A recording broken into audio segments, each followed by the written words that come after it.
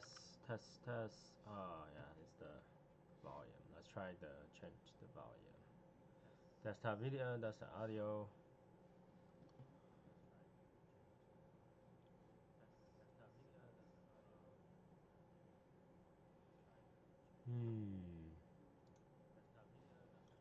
Audio.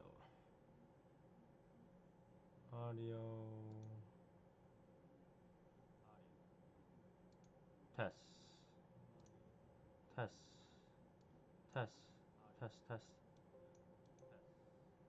Oh.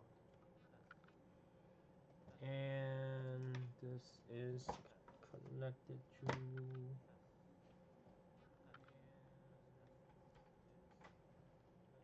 It's not connected. Okay. So that should work. Let's see. I think people can hear me.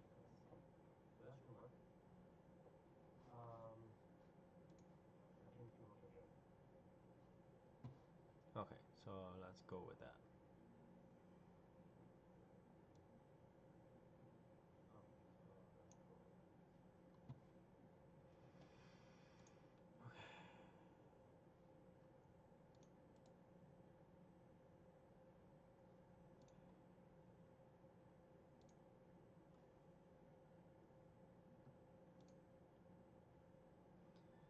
Hey Angelo, I put the score on the top. Is that big enough for you guys to see the score?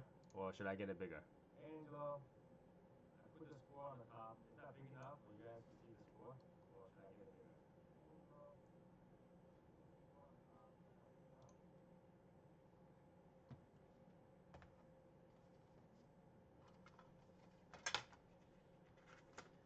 Let's see who else joins.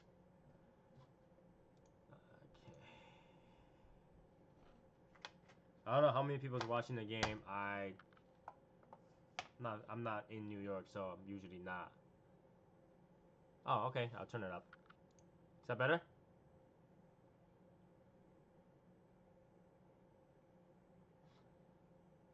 Is that better? Let me see if I can turn this up better too. Let me see if I can turn this up better. Alright, max it out. How's that? Let me see if I can turn this up better. Alright, max it out. How's that? Let me see if I can turn this up better. Alright, max it out.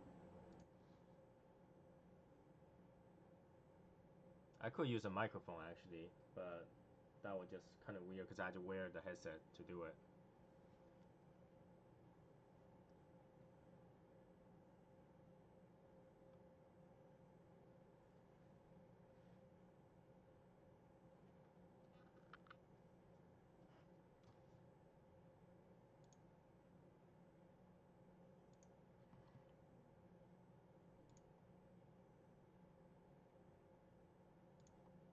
This and microphone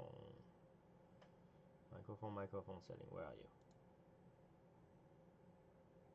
Open sound settings. Test my microphone. Okay.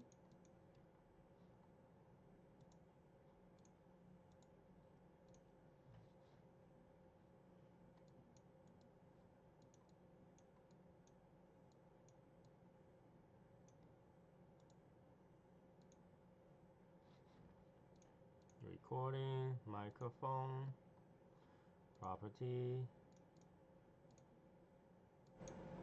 How's that?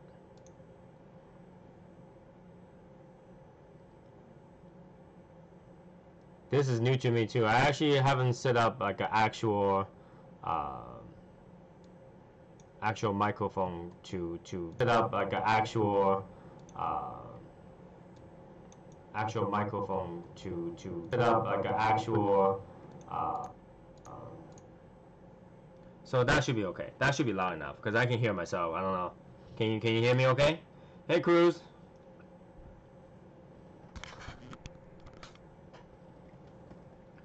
What's going on? I'm just setting up.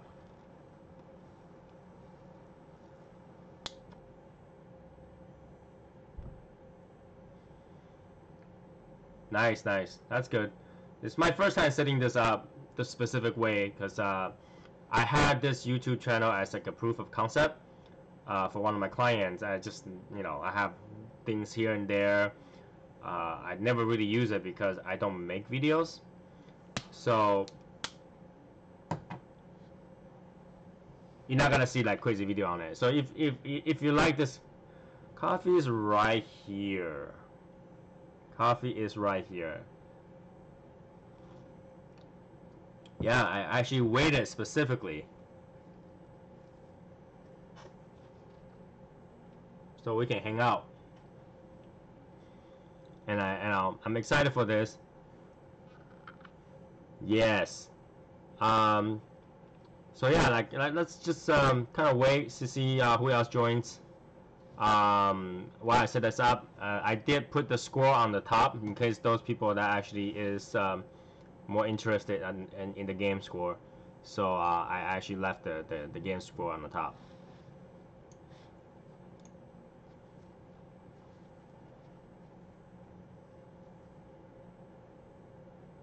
Nice. Yeah, I actually think that because there's not a lot of people does this hobby, it would be nice just kind of like a video hangout once in a while, right? So just if we can hang out like this even once a week is actually not bad. We'll see how this goes because I'm trying to bring the whole region together with this whole chapter thing. Today I am smoking this. Hey Michael. Hey Anthony. So I'm smoking this today, and yeah, it's one of those things. It's kind of weird because TMS Cigars Daily actually carries this, but they don't sell any other Davidoff cigars. I guess it's because this is smaller size.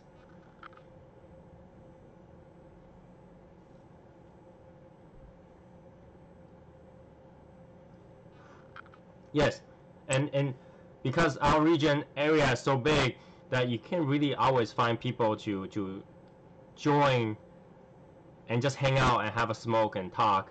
So I think this is a good idea for for us to hang out and I'll chat about stupid stuff. I like to do stupid stuff, and I think a lot of time it works out. It definitely works out for me. I like it. I like to do things like this. Good. Alec Bradley Reserve. So yeah, I'm just gonna move the screen in front of me so I can see what I'm talking about because I don't want to keep looking to the side and go, hey, what am I looking at? The reason I do YouTube instead of going back to Facebook like I did yesterday is because I don't want it to take over the space that's on Facebook for the Cigars Daily. You don't want to see me stuck right there a video where everybody go watches because it's not that's okay. We'll have one for you. We'll have a cigar for you, Maurice. We'll have a cigar for you, right? So I didn't want to take up the space in the Facebook group. Just leave a video there. I even though some people would enjoy watching it, I think it's better if we have live sessions where we can hang out, we can talk, we can interact. So that I left it in YouTube. If this doesn't work out that well, we can always go back to the Facebook method. But I don't think the chat system is kind of weird for the Facebook method that I used yesterday.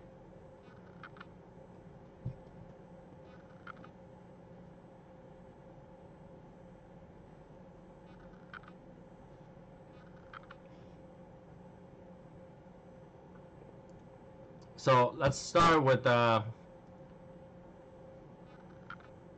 me read some of these messages so I know what's going on.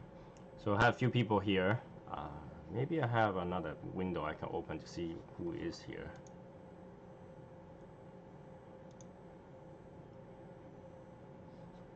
And so 1, 2, 3, 4, 5, 6. We have six of us. So few of the people I already know, and I don't think anybody here that doesn't know me yet, right? Everybody here kind of recognize me somehow.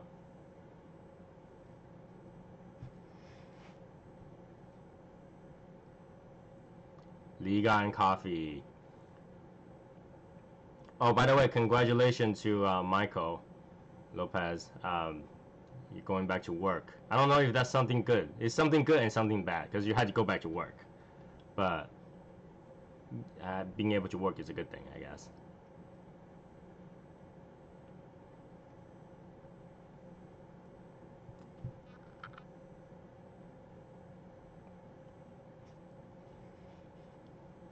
So let's see how many people from the chapter actually will join. How many people here are actually in the chapter? I know some people that that's not in the chapter also joined us, which is totally fine because we just gotta hang out and chat. So it really doesn't matter who is in here because you know we're all enjoying the presence of each other. So let's see.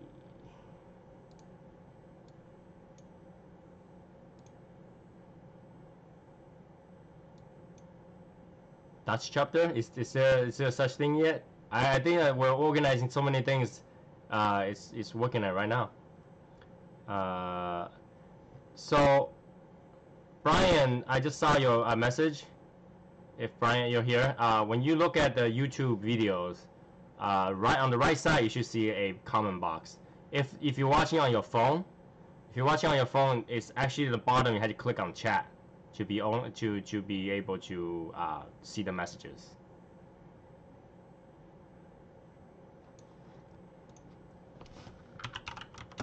I'm gonna type a message for Brian because he doesn't seem to be able to get in the chat room.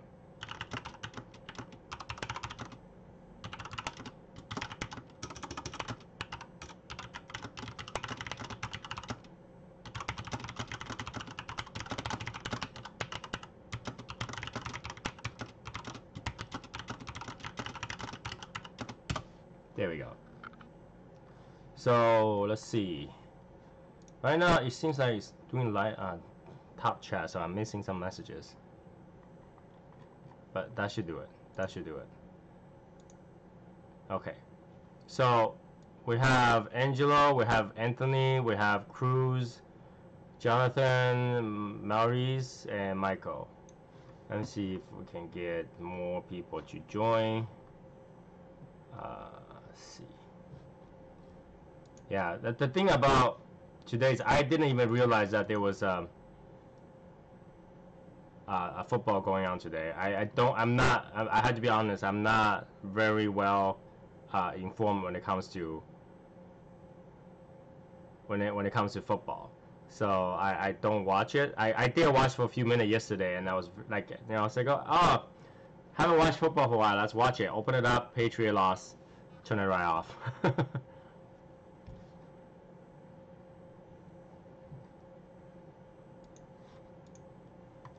So let's post one in the chat room too.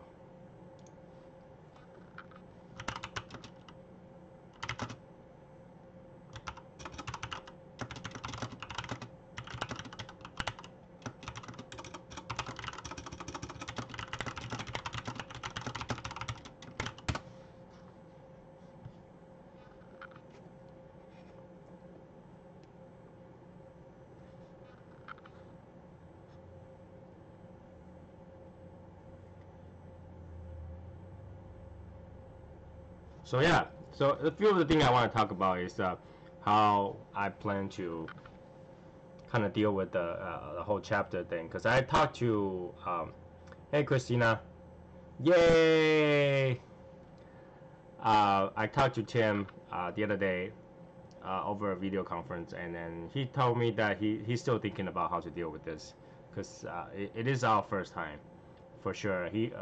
None of us thought Cigars Daily Nation was gonna be this big, and he continued to mention, grow by a couple hundred a week or a day. That's a lot of people, especially for such a small hobby. I mean, I'm saying it's small hobby because every 10 house you go to, you probably find less than 1 people smoke cigars. So it's just not a It's not something that everybody do, and then to find that many people is already amazing. It's really amazing, and if we can keep a chapter to ourselves, just gather all the people so that we can have fun together. We can chat, we can hang out. I think it's really a really great thing, because I always think cigars are better when there's someone smoking with you. Smoking alone is really bad. Smoking alone is not a good thing. It once in a while it's good, but I think cigar tastes better with somebody there.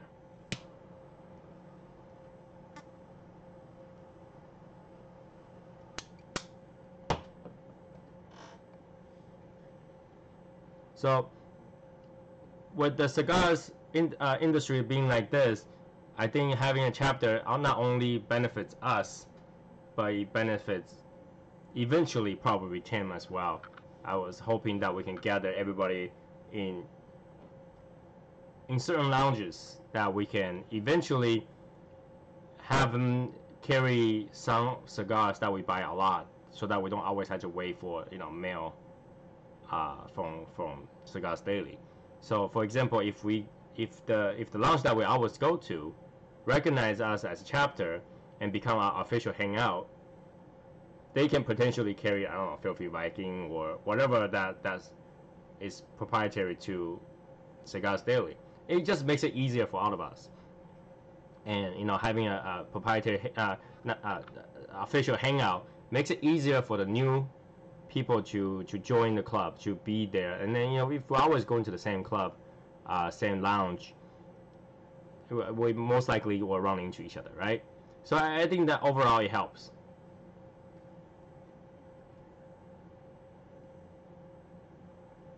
Overall it helps the whole, the everybody as a whole. So that way we always can find someone to smoke with, especially winter time. I actually think it's harder to smoke. Outside it's too cold. We can't just be outside to smoke.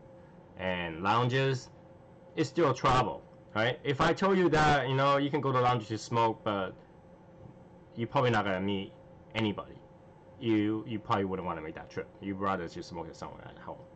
And that's the thing of me. So I think that having this kind of session is really good, because it gives our opportunity for me to speak to everybody, and at the same time I can answer some questions that other people are not answering, or because when you're on the Facebook, a lot of the message gets pushed down, and it gets lost, and once it gets lost, it doesn't get answered. And so some of the time it's easier for me to answer questions right here than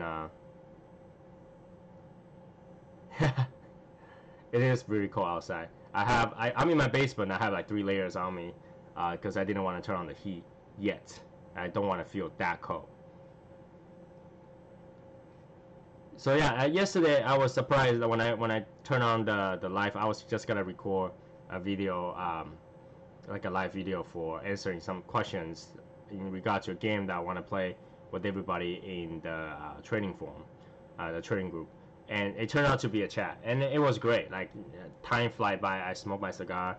I didn't even realize the cigar was gone before it was gone. So I really feel like this is something positive, something we can do, and it's great.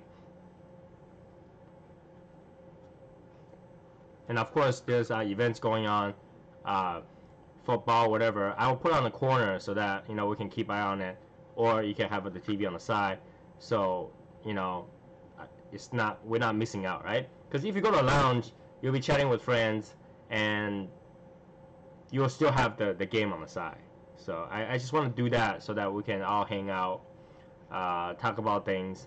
I'll answer any questions that Tim is not able to, because when he does his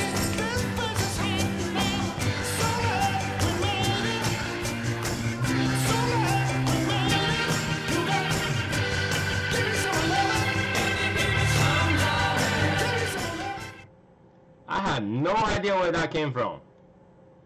I have no idea where that came from. It scared the crap out of me. Whoa! What is that?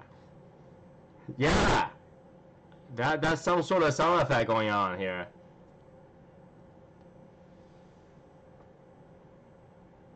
That's definitely not from me.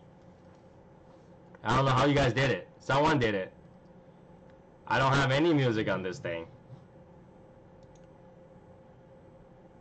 Wow. Hey, Cat. How you guys doing? So I was talking about how, you know, overall, this kind of stuff will benefit all of us, and the chapter will benefit all of us. The more people join, the more leverage that we have towards the lounge that we go to. More lounge that we go to, more likely we'll meet each other and we can enjoy each other's company, for sure.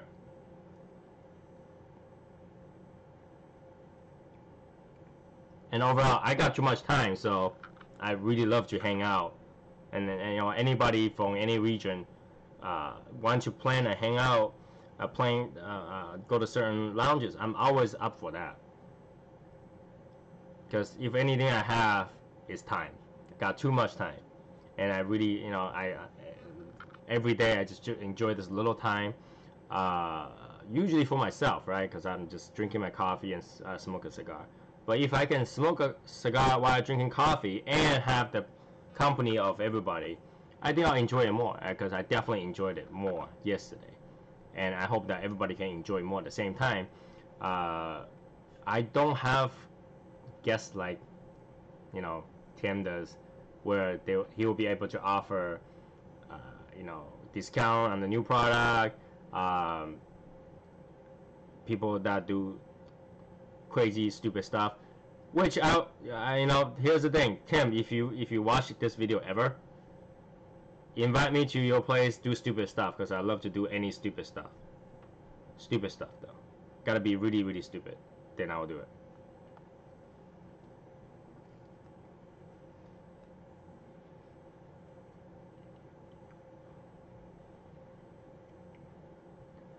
Thanks, Dan. I'm happy that you guys choose me as the area president, because I have a lot of plans. I want to make sure. I think it's my duty to entertain everybody, including myself, to make sure that everybody is having fun, enjoying this hobby. And this hobby is not that simple. It's a complicated hobby and always changing every so often. The cigars, blends. I'm always amazed how there's so many blends of cigars, because you would think that there's only so many choices of like tobacco leaves, right? How do they make different blends? So it's something that's worth to talk about a lot, and I think, you know, a lot of time we share notes about cigars.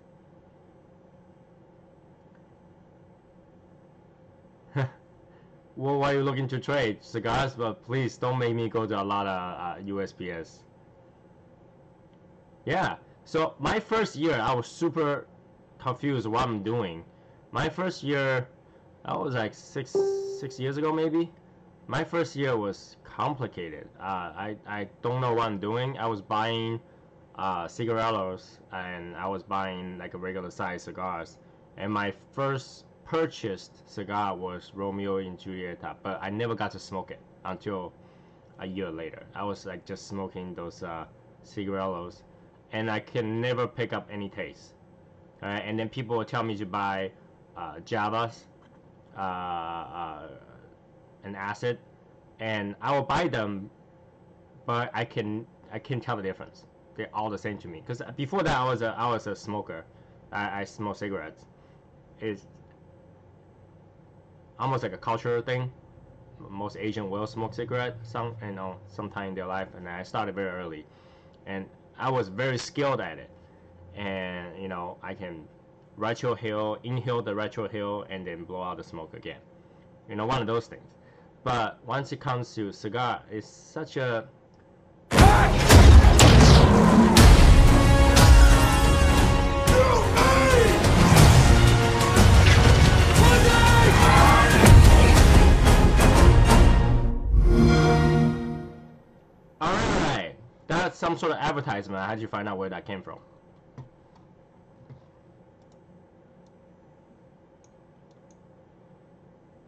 I have no idea where that came from, but it's actually pretty cool. It's perfect for the game, right? I think, or you know what I think it is?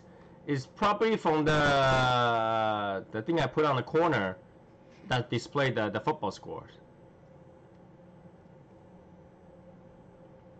I hope it doesn't happen again. Yeah, so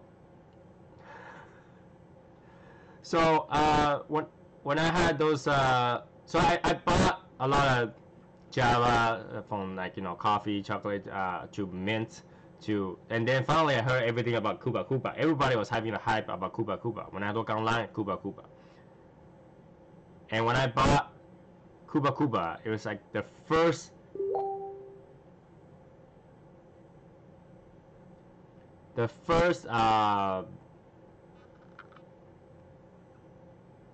how should I say, disappointed cigar that I ever had. I couldn't finish it. It was too perfuming. It has this perfume, incense-like smell that I just can't handle. At least that one was the first one I really tasted a taste. Like, you know, it's like, now I know what I'm picking up at. So after that, I went to smoke my first Romeo and Julieta cigar, and that's when I picked up the almond from it. And I was like, I should have started with this.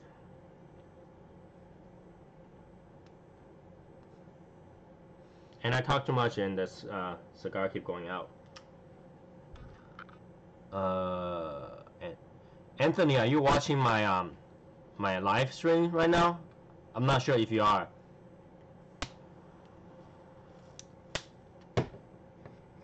Let me answer this for Anthony. I don't know if he's at the last live stream.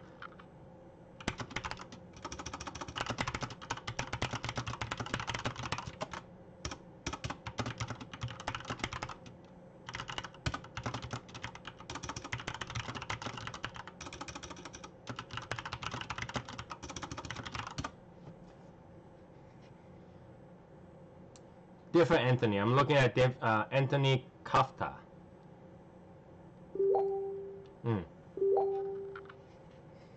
Yeah, so let me give him the link. Hold on 1 second.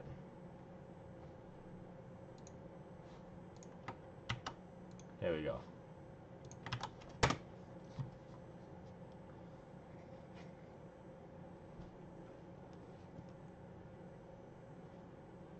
Alright, what did I miss?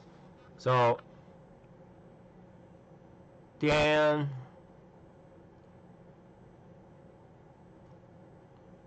I saw something about 20 plus years. Yes, smoke cigarettes for 20 plus years. About 5 years I started smoke cigars. Yeah, so I started smoke cigarette, yeah, about 30 years ago. That was 30 years ago. So in my culture, kids, hey Anthony, you're in here too. So yes, and Albert, hi. So it's a cultural thing where little kids will go out and buy cigarettes for adults, and then obviously they will give you one just for a joke and then make you smoke it. Once you touch it, you're like, I can do this. So, you know, it's actually very easy to access a cigarette. And a little kid, 6 years old, says, I'm buying cigarette for my mom, and then they will hand you the pack. There's even vending machines where you can just go put money in there. So 6 years old, that's when I first started cigarettes.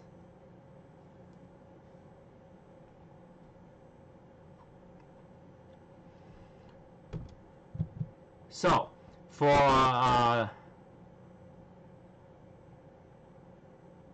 help some of us to not be smoking that long, or I think I missed Dan's question. Okay, so Dan says for the Cuba Cuba is the one that helped people to smoke. I actually think in Taiwan, I actually think that flavor cigar is easy to get into, but it's harder in the future to pick up taste. So I always recommend people who is smoking flavor cigars try some really light Connecticut, and I always recommend people to do the Reserve Real from Romeo y Julieta, because the almond taste is just that easy to pick out. You can't miss it. It's there. So for Anthony actually messaged me, asked me about what is La Casa de Habano. It literally means House of Habano, right? And what happened is they are a main distributor that owns multiple lounges around the world that distributes Cuban cigars, and for them they are number one trusted source. So if you're gonna buy Cuban cigar, go to that place. You'll never find fakes, supposedly.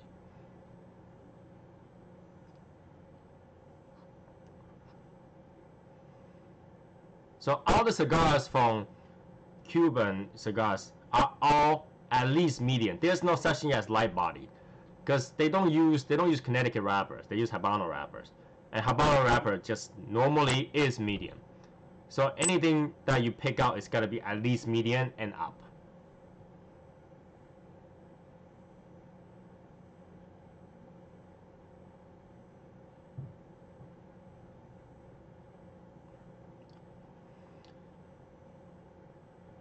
Yeah, the light body thing came from the Connecticut wrapper, and I don't think there's any light body that you can pick it out that does not have uh,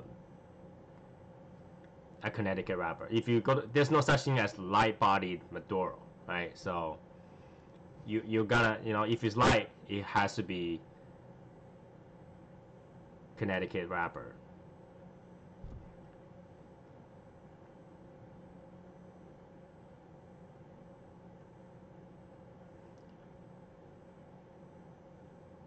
The thing about buying from the stores in La Casa de Habano, like I have this habit of having to touch all the cigars that I bought from them.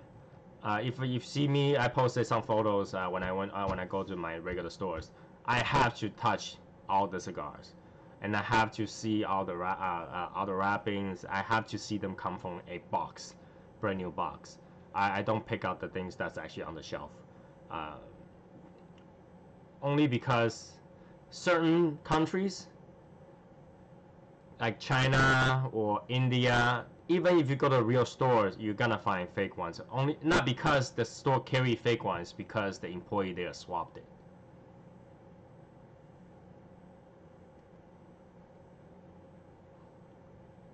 They have no reason to carry fakes because that's all they sell anyway.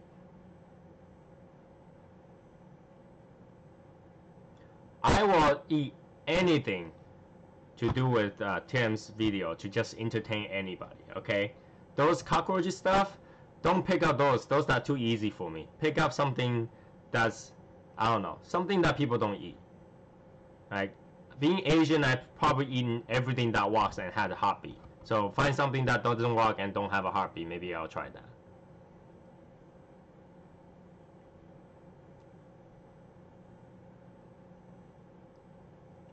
I was tricked into eating like the worst thing ever when I was young. Just following my parents. Obviously, their friends are not that friendly. When I go out and they order food, and I remember the first time I go out and then one of the guys order a whole dish that looks like eggs, all right, and then they're steamed eggs, and then I just eat it. But when I eat it, took the first bite, the juice just shoot out of that egg, and later I found out that was chicken testicles that I was eating. I have no idea what it is. When I was young, I eat the most disgusting thing out there, and was told to enjoy it because it was good.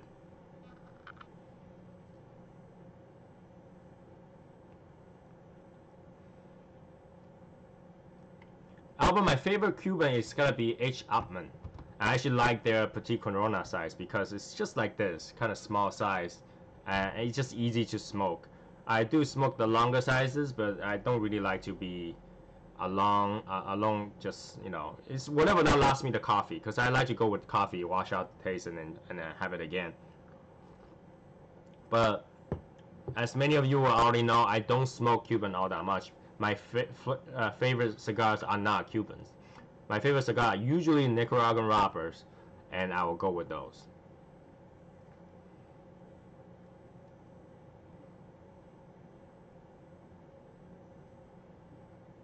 I actually like the Hungarian, Honduras. wrapper too, because they have this like dark chocolate taste that I like.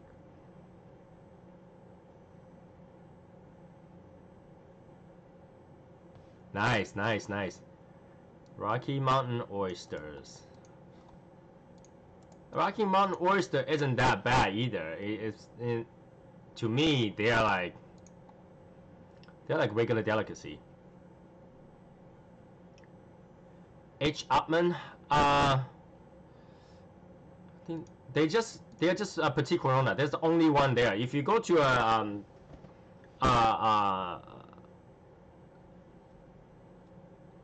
Casa de Habano house, you're gonna find they have lined up different sizes. Most of the different names are actually just different sizes. So when you look at it, you look at the smallest size. But Hike, most places ain't gonna be able to find it. Right now, if anybody does say that I can buy that online, they are most likely fakes. Because they literally run out of those.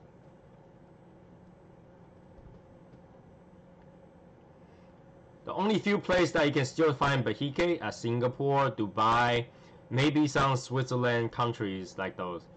Any other countries, you're not gonna be able to find Bahike just because they just literally run out. People buy them a lot, and Chinese people, they want to just basically rob the store, buy everything they can find that's collectible, and they, you know, it won't be able to find them.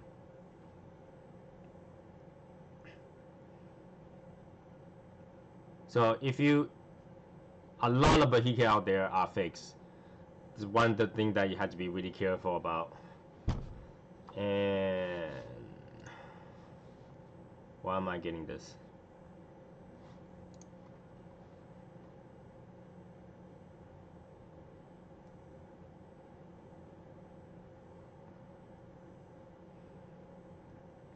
So Brian, he's saying that he's watching this, but then he was unable to get into the chat. And he's enjoying a Pepin by Don Garcia Cuban classic.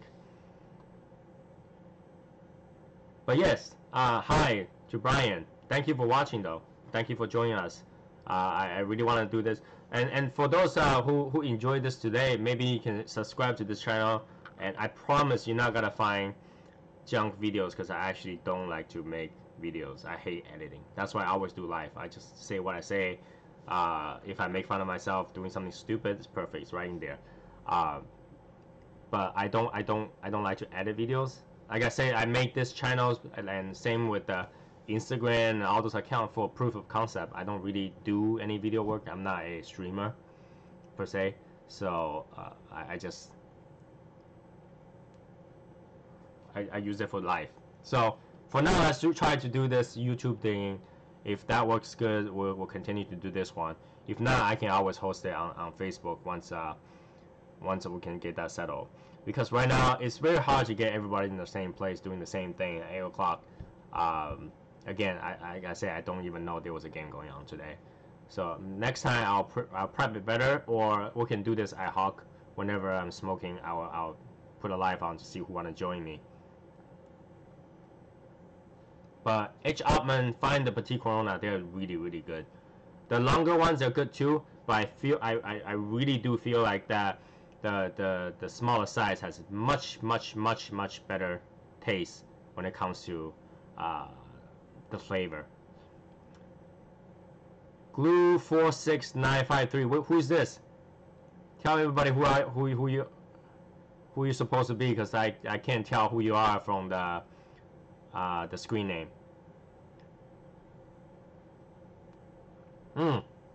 Yes, you made it. Yes.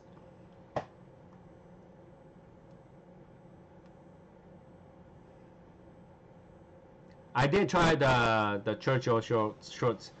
You know, to be honest, when it in comparison for Romeo and Juliet, I don't like their Cuban that much. I actually love their Dominican ones better than the ones that you can get from Cuban. So my short one ended fast, prematurely. Stay here. Let me go get a actual cigar, and I will have a good smoke with all of you. All right? I'll be right back in a few minutes or a few seconds.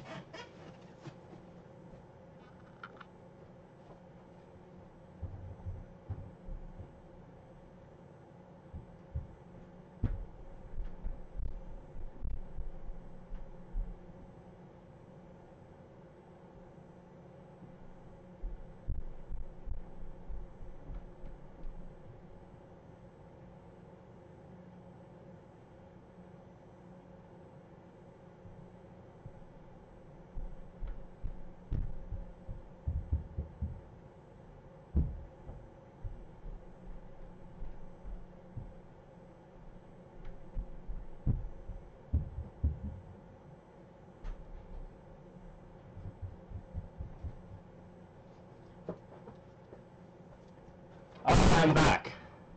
Let's have some real cigars.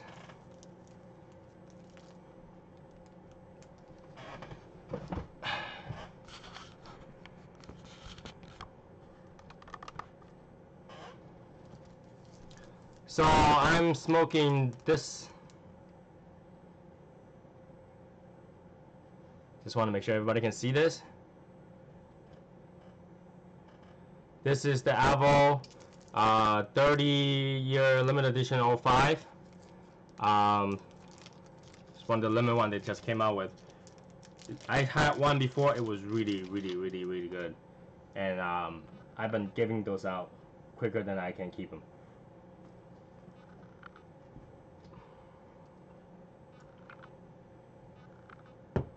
So now let's have some real cigars.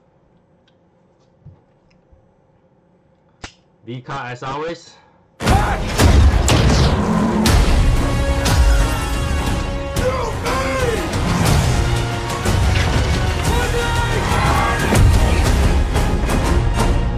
Looks like the Giants just scored 7-3 now.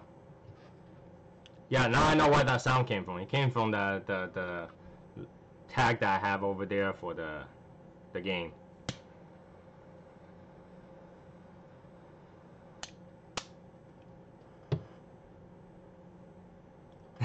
It must be the cutter.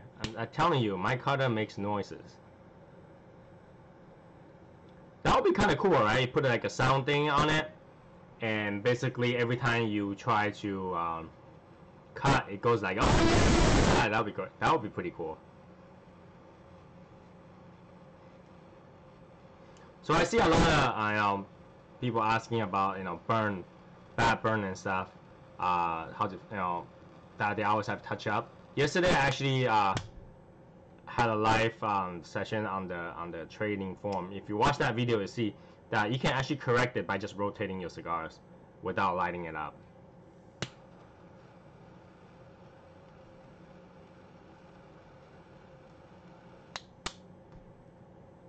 Good light. Yum.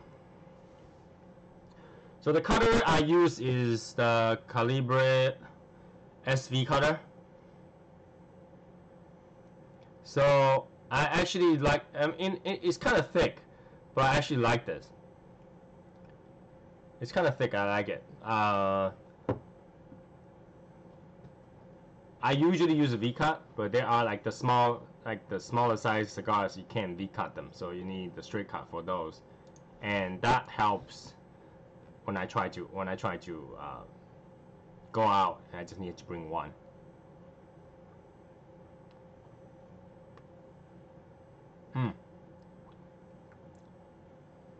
So good. You guys have to try one of these. This is really good.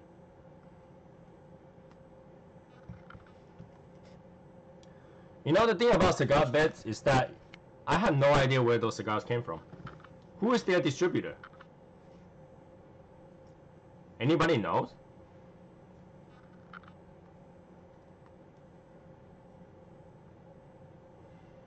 I mean, it's kind of like eBay, but not really.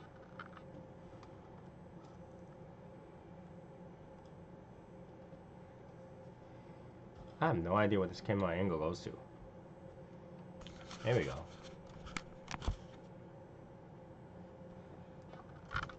Ah, here we go. I was like, why is it not centered?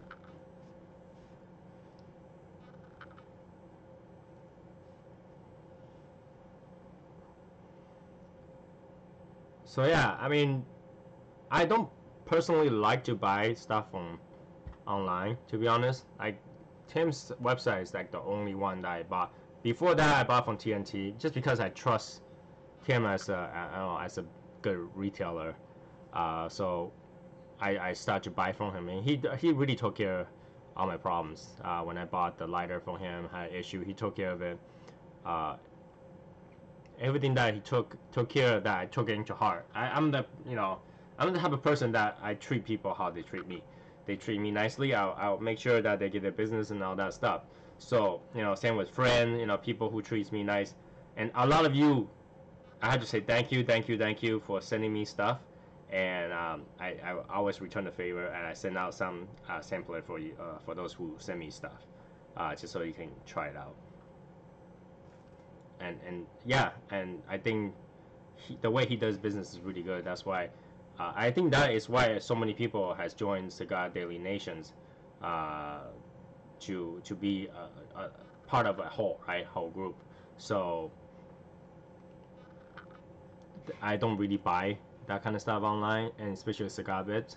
And the thing about cigar bits is that I understand a lot of people getting those for really good prices. But I feel bad for Tim once in a while. I see people bidding out all those things. I mean, you can share the things that you bought, but sharing that how much you bought on cigar bit is kind of like smack in the face sometimes, for me at least. I know it's not a big deal, but if I was the real retailer that created a form. Good night, Albert. Good night. Thanks for joining us. If you're the retailer, when you look at that, it's hard for you to say, hey, don't do that, because he's just a nice guy. I don't think he will say that. But for example, you wouldn't go to any Best Buy customer forum and just post a picture, just show off how cheap of a TV that you bought on eBay, right? I just don't. I just personally think that it's kind of smack in the face for him. So I only post what I receive. I wouldn't post how I bought it. I wouldn't post a receipt that I bought this for this price. It's no secret that if you bid on something, you gotta buy it for a better price, the price that you want.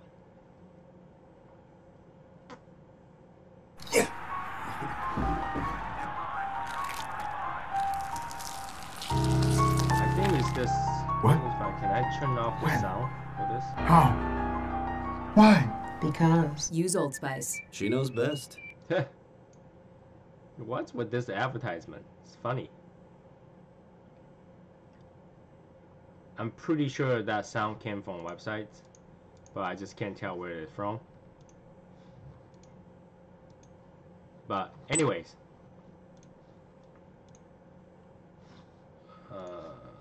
where did I go? Yeah, it's like bring your own bottle to the bar.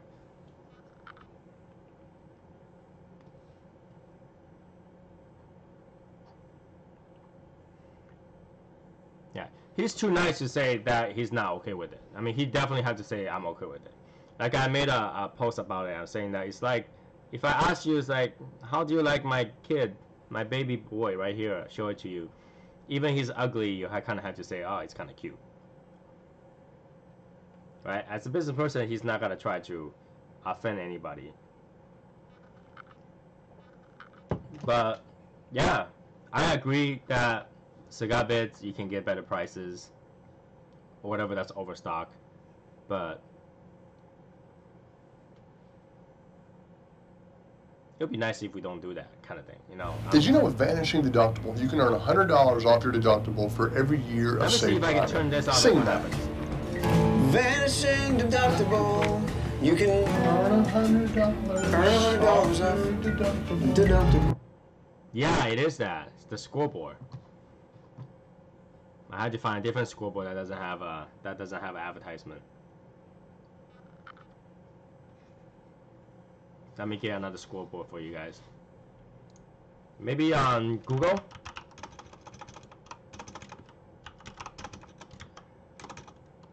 New York versus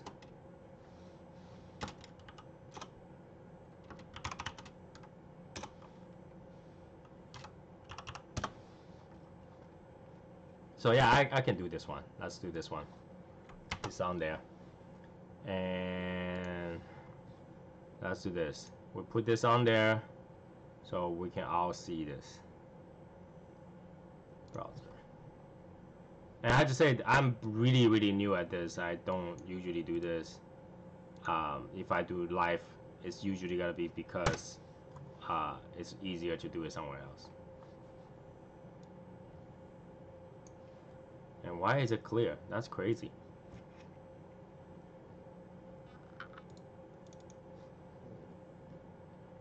So height, let's do.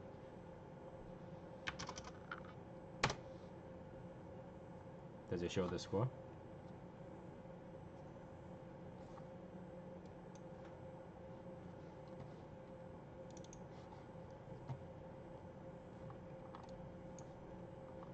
It doesn't let me scroll, that's the problem. Body, color, margin, autoflow, height, width. So,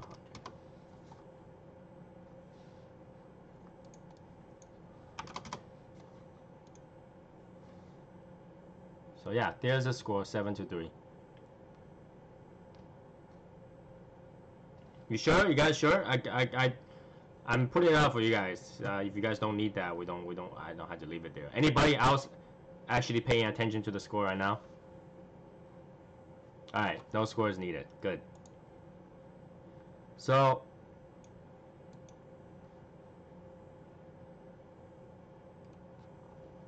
that turkey cigar came from a trade. It wasn't from me. I can look it up who I traded from. It was cute as hell. I actually love it. It didn't taste anything like turkey though.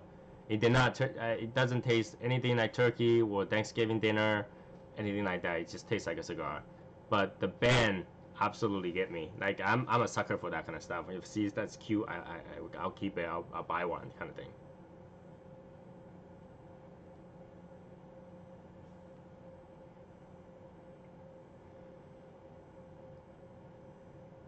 So we're at this. Let's talk about what kind of thing I plan for the chapter, because the chapter really we don't have a direction right now, and Tim is still trying to figure out. Because I was talking in the beginning that I had a video conference with Tim, and right, like the package always gets me. If you put a limited edition label right on it, I'll buy it just for that. So we're talking about how which direction we want to go with this, and I'm experiencing with various different things that we can do for the group, right? I try to make announcement board. I doubt, I can barely to get people to get in there. The chat room is killing people's phones, so a lot of people are not paying attention to that, and really it's hard to get 5 people to do the same thing, let alone to get 20-30 people to do the same thing. And now we're people in our region 122 now. It's hard to get 122 people to do the same thing, and I'm trying to see what we can do to make this more fun for everybody. And one of the things obviously I want to do is having this kind of chat room where I can answer questions, where I can help people, I can chat about things that I've been smoking with everyone. It makes so much easier than going back and forth on posting sometimes, and I think that it makes me enjoy my cigar much more,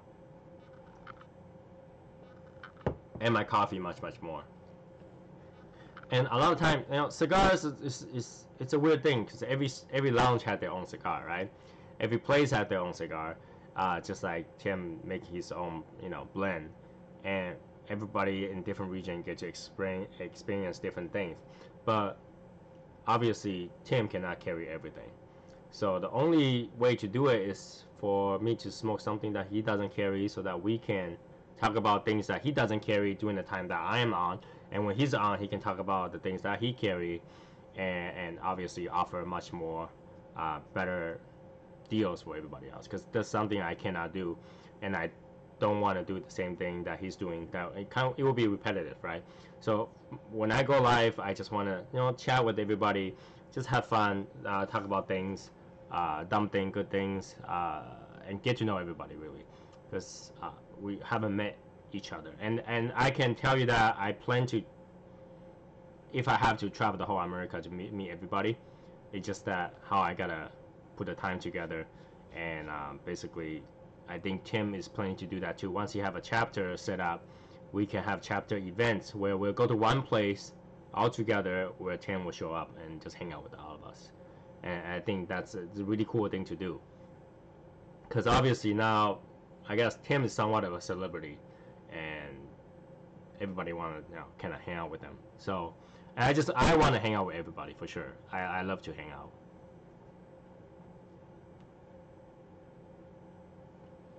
I love to hang out with everyone.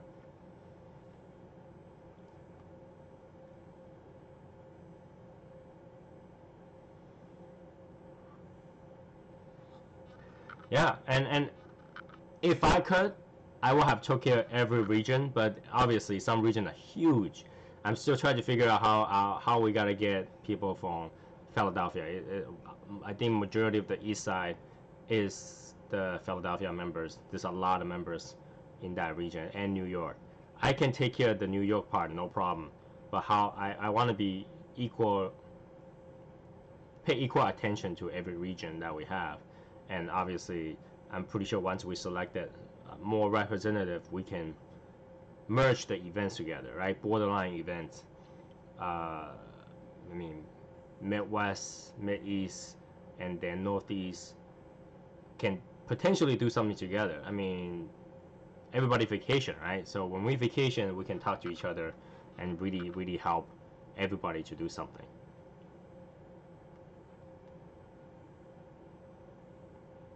So yes, I think Mid-East region, Chris Powell is taking care of that, and he's also trying to figure out how we gotta do everything.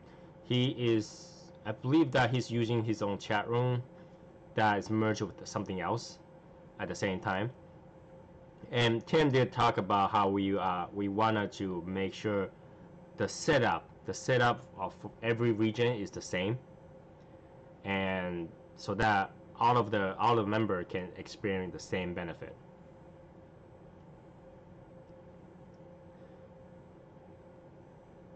I always want to do more, and I always want to put more forward so that we can all experience the same thing. And so I'm putting myself out there as like a test subject. So if it works for us, it must work for everybody else, right? Somewhat. Especially if it works for the Northeast, we have like weather issues and all that stuff. It has to work for the South region and the more western region, especially California. They're always summer. They don't have winters, so I think we are good. I am a good test subject, and I'm more than willing to put myself out there and go, hey, let's test this out. Let's spend the time to see if this works.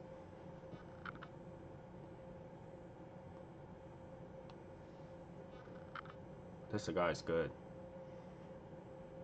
This cigar is really good. Really tasty too.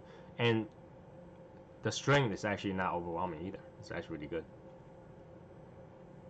The swag, in regards to the swag, the thing is that we can't even put everybody to the same place yet. We can't take a count. When the thing about making the t-shirt that you might not know is that once you find a manufacturer, they have to set up a silk screen to put the color on there, and the setup fee is expensive. You only have to pay it one time. You only have to pay it once, but you do have to pay a good amount of setup fee to print the t-shirts. So we want to make sure that when we order all the t-shirts, it's everybody, right? So if I can get everyone in the same place, and eventually, hopefully, we can get 100 people in that group message board that I set up, I can actually put a poll there. Everybody can put out their sizes, and if we have 100 members, we should have something about 90 or 80 people putting the polls together, because some people just don't want those swag, right? And then we can finally order the t-shirt in the correct sizes for everybody, correct amount. You don't want to do one-time setup fee and order 20, and then another 20 people needs it. You got to do another setup fee, pay another 20 again. That's definitely not something that you want to do. It's just expensive. It makes the cost go up. But if you do it one time and do it right, the cost goes down.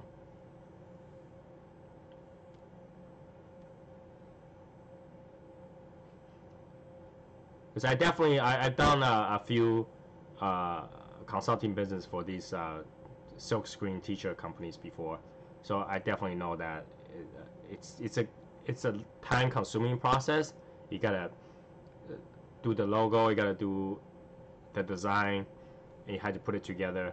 And a really annoying thing is that each color is one setup, right? Because when you print silk screen, you put one color at a time. So when you do 10 color in there, he had to do 10 screens just for that 10 colors.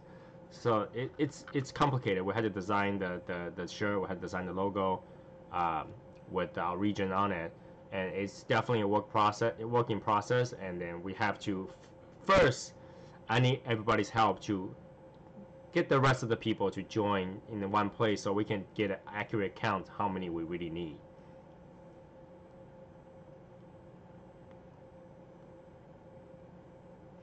Oh yeah, California just had a really bad fire, right? How's everybody over there?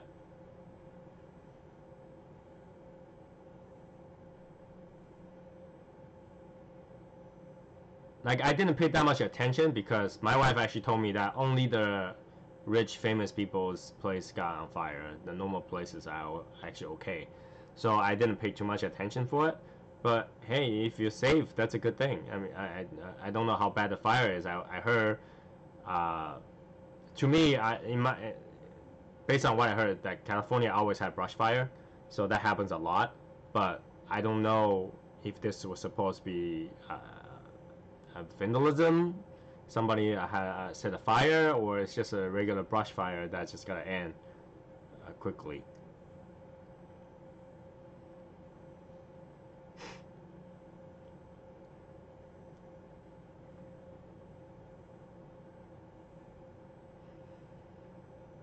That's one of the things that my wife was wondering is that how is the insurance company gonna pay for all those houses?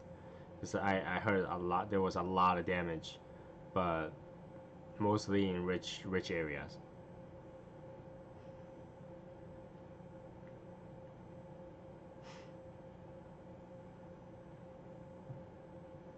But hey, if everybody's okay, that's a good thing, right? Because you can always get a new house, get a new place to stay.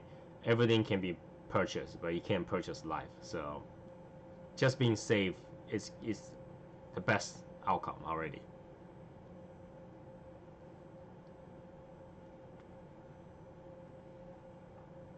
Anybody know if that was like a vandalism or was it a natural occurrence?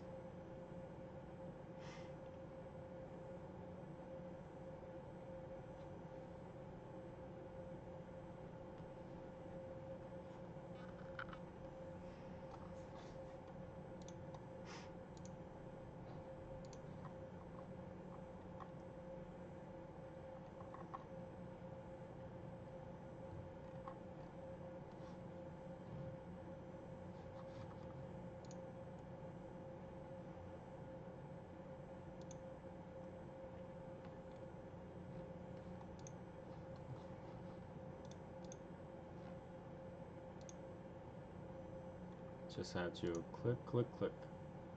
Why am I seeing the chat differently? Did somebody chat and then I don't see it?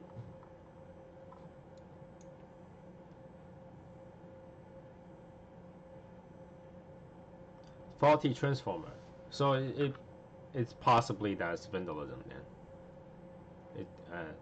It sounds like it could be. I don't know. I don't understand sometimes for people to get angry enough to do that kind of things. Uh, a lot of time I blame friends, right? Friends don't let another friend to get angry enough to do that kind of stuff. So I mean, if it's campfire, it's accident, you can't really help it. But there are a lot of things like shootings and that kind of stuff. It really goes down to bad friends, right? You would like if you had a friend that's really pissed about the situation that they are in right now, and then one day they say, you know what, I'm gonna go burn down some houses, or I'm gonna go shoot people like Grand Theft Auto, to go down the street and go. You would tell like, dude, that's not cool, right? So for somebody that didn't get to that point, but then didn't get any help, it's because the friend that wasn't paying attention. In my opinion, that is, the friend wasn't paying enough attention. Everybody needs friends. Everybody needs friends, and it's more important than ever nowadays because life is stressful. And for me, I love to hang out with friends. I love to talk with everybody. Uh, every day when I look at Facebook, Makes me laugh actually. It's a lot of people post weird stuff, political or not, and it makes me laugh. So and that's how I calm down from all the stress and everything. I have a lot of stress from traveling. You see all kind of people when you're traveling. What's worse is when you're flying, you're sitting right next to a guy that just had a really bad day. He just does not like anybody on the airplane. And you had to sit right next to the person. When I sit down and go, hey, yo, what's going on? Nice to meet you. My name is Tony. And he just wants nothing from me. He just literally looks the other way. It's like, don't talk to me. I do not want to talk to you. Put on the eye mask. I don't want to talk to you. Those are the really, really hard flight that I go on. It's like, oh man, I can't even talk to the person right next to me.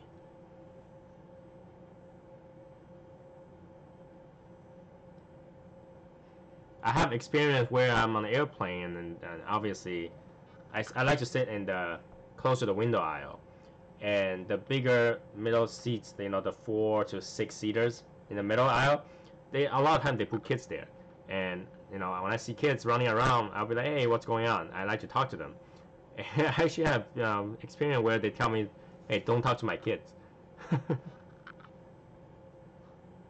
Like, okay, your kids are running around down the aisle, but okay. I don't make that much posts. Come on. I make one coffee post a day and I respond to few posts.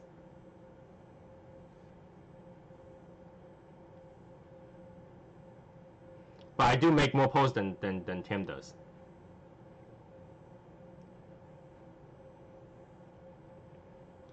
I like to do that. It's fun. I like to hear everybody's opinions on things, and I love to answer questions because when I first started smoking cigars, I feel there was no place for me to ask questions. I had to find out, and the cigar shop that I go to, I guess because they don't know you, certain cigar shop they have really, really friendly guys over there. They just want to help you, right? But there are cigar shop that I walk into where the guy in the shop just doesn't want to talk to you. Right? They just don't want to talk to you. I go in there, my first time, I have no idea I'm gonna smoke. I don't know any of these brands. And I go in there, humidor tour? Maybe one day I'll do it. Maybe one day I'll do it. It wouldn't be enough because I have humidors in this house. I have a humidor in other houses too. So I have to travel just to do it for everybody. But next time when I travel, I'll do some cigar lounge tour. If you guys want to do that, I can do a live where everybody gets to watch it. Because the daytime over there is nighttime over here, so I can definitely show some live video for you guys if you guys want to do that.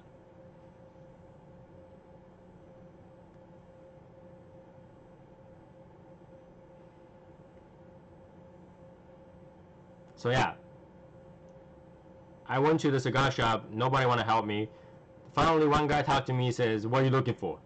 I'm like, I have no idea what I'm looking for. He heard that. It was as if he never heard that before. It's like, wait, somebody come to the cigar shop and have no idea what he's looking for. Well, I'm a beginner. Of course, I don't know what I'm looking for.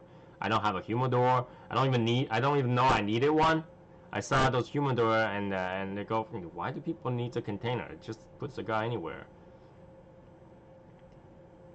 I actually don't know a lot of those things. I went in there, they're not that friendly, and from that point on, I feel like if I ever have the knowledge, I want to share that knowledge to those people who just started, because I know I have crap load of questions when I do this kind of stuff, and I'm pretty sure a lot of people does too.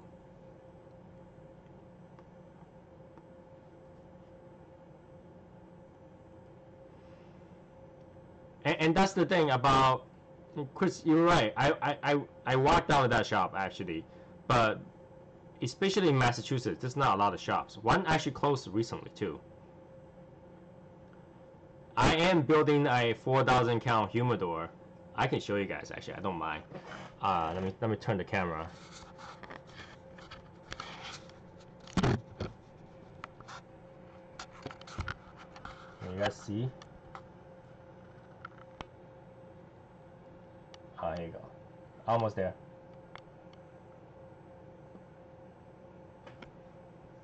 Ooh.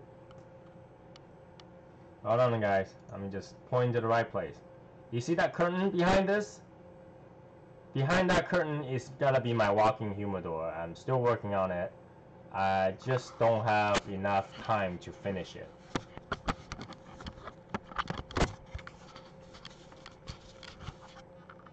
I just don't have enough time to finish it yet, and I probably think that I have to just get people to come help me finish it. I have to hire somebody to do it.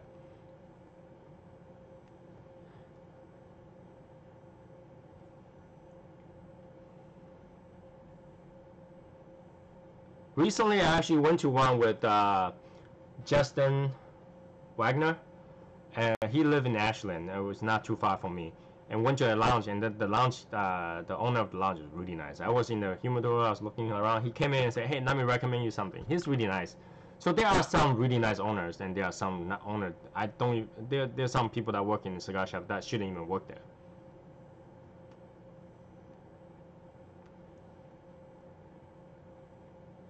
You know, it's not a big hobby. We already don't have a lot of people that does this kind of hobby, and for them to not be friendly, it just kind of push people away from this kind of hobby, which I think that is something I try to do to fix that. This is a fun hobby for me, and I want everybody to share the same thing, to be able to enjoy this. I enjoy it every time, especially with someone else though. Especially with someone else. I don't care who it is. Chat with me, sit down, let's have a cigar. If you gotta come to my place, go in my humidor, pick out anything you want, let's have a bourbon, anything you want, you know. I don't mind. I actually think it's enjoyable.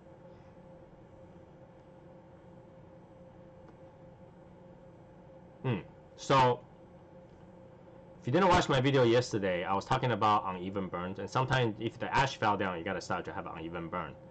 And right now I have an uneven burn, like this. You see that? And a lot of people will just use fire to touch it up. Actually, you don't have to do that. I want to share this with you guys, that you don't have to light it up to fix it. All you have to do is put the side that doesn't burn that well on the top, because heat travels upwards. So you leave it on the top and smoke it that way, it will burn the top, and then it'll correct itself.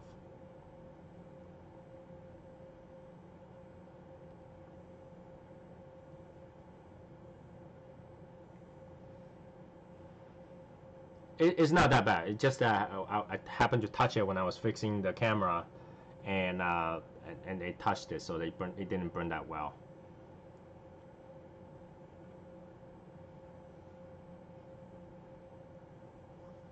But this stick is really good. I enjoy it every time I smoke it. This is my third stick, and I have a box still, but I send out the rest of them I have. I got so excited that I started sending them out while I was trading with you guys too. So a few of the people are going to that traded with me is gonna receive this one, one stick of this and one stick of the Maduro, because I actually enjoyed it. I enjoyed it, and I happened to send out all my leftover Filthy Viking. So now I don't even have one to smoke. I had to wait for the box to show up.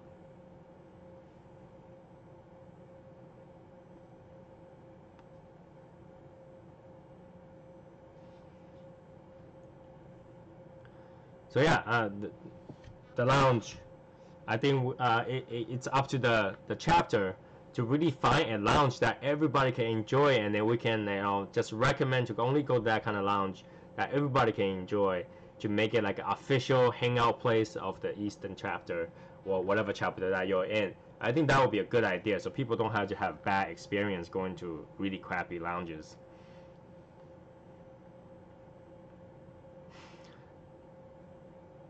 I feel like for trading, I will trade with any region, only because some of the region you can't get certain cigars. They just don't have it. And a lot of people were able to get their local cigar lounge blends or specialties.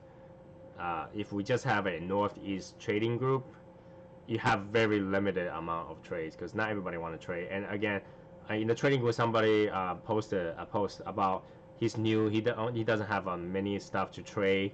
He only had the beginning stuff.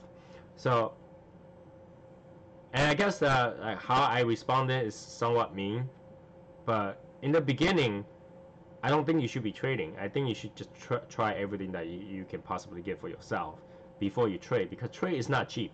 From what I realize, I spend a couple $100 just on shipping lately. Couple $100. That's a box of cigar, right?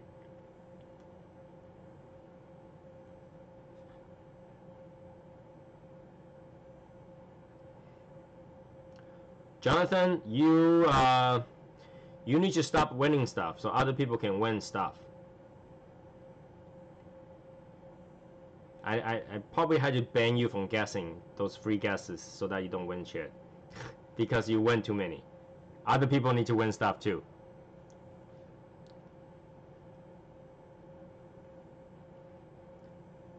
Hey, thanks Christina for joining. I'll see you later.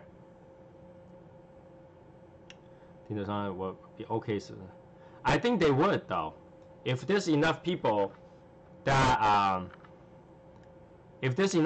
that goes to a certain lounge and hang out there, and then we tell them that we you know, for our regular cigar we just want to buy Cigar Daily cigar, I don't know, Filthy Viking or something, they will carry it just so that they can make the money.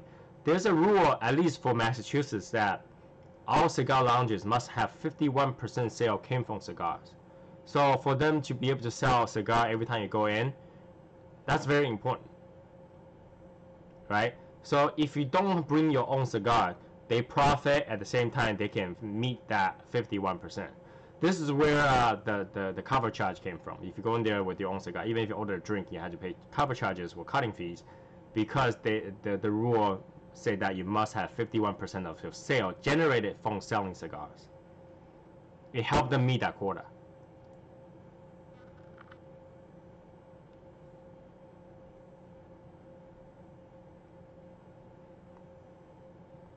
By the way, I tried to send out things today, and I went to the USPS. It wasn't open.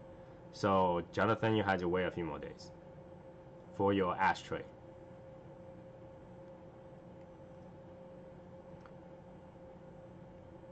So even though some of you are from a different region, if you guys have suggestion that it's also for your region can do, I'm willing to try out as test subject for the region that I'm in, right? To see if it works out, and then maybe we can make it all standard for everybody to do the same thing. And this is why I'm very eager to make meets and events so that we can go to places and where cigar lounges will start recognize us to do. You know, everybody's in the business to make money, right? So if one club has, I don't know, 20 people a region that only goes to that cigar club, they'll have to listen to whatever demand. That's reasonable.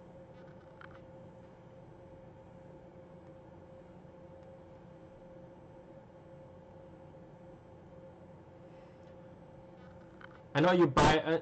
I buy a cigar every time I go to a lounge too. I bring my own though, but even that I don't think they will make 51%. To be honest, because more people I gotta spend more money on drinks. Yes, definitely, Jonathan. We need to meet. We need to smoke, and have a nice bourbon, and barbecue, of course. We could make a good list of good lounges, and where the president can actually go negotiate to see if they will carry stuff from him. That way, I would tell them, oh, we won't bring cigars if you sell it there, obviously, right? There might be a markup, but still, it's really hard to keep that 51%. Imagine one cup of whiskey bourbon will cost you $10. A cigar don't necessarily cost you that much. Sometimes depends what you smoke, right? So doing 51% of cigar charges is actually not easy. I know it's not easy mathematically, unless you gotta smoke a $20 cigar every time, because you gotta have 2 to 3 drinks every time you go in there, and 2 to 3 drinks will always overshadow the amount of cigar they're selling. Good night, Angelo. Right? So if we can support the lounge and still get the chapter going in a nice way, it's a good thing. I mean, especially if we can have an event, like for example, if 10 was going to your chapter next week and we want to book out the lounge, we can totally do that if we have enough people, right? It would be a really nice hangout, just all of us hanging out in one place. It would be really nice. One thing I don't want to happen is that for us to go to have an event, 20, 30 of us, and then you have one regular, all right, one regular old guy sitting over there and says, "You guys are so noisy, shut the hell up." Then that's a problem, right? So it's good to, like, if we can organize the event in certain places, it will be booking out the lounge for the event. That would be really, really awesome thing to do.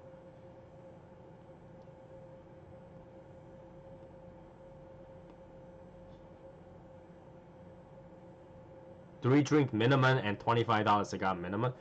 That's outrageous. That's outrageous.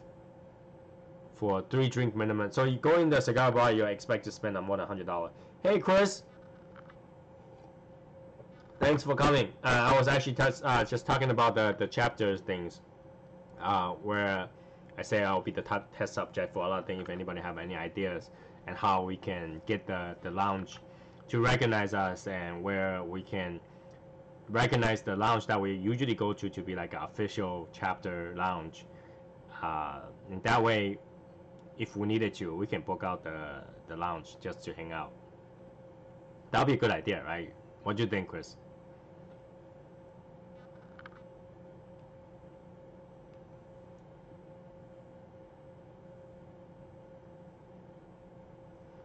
Yeah, that's outrageous for $100, and you can't smoke your own thing, because I don't mind to drink a lot in the lounge, but to have a $25 worth of cigar minimum, that's a lot sometimes.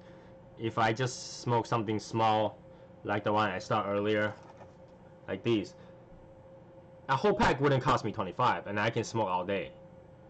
So that's outrageous.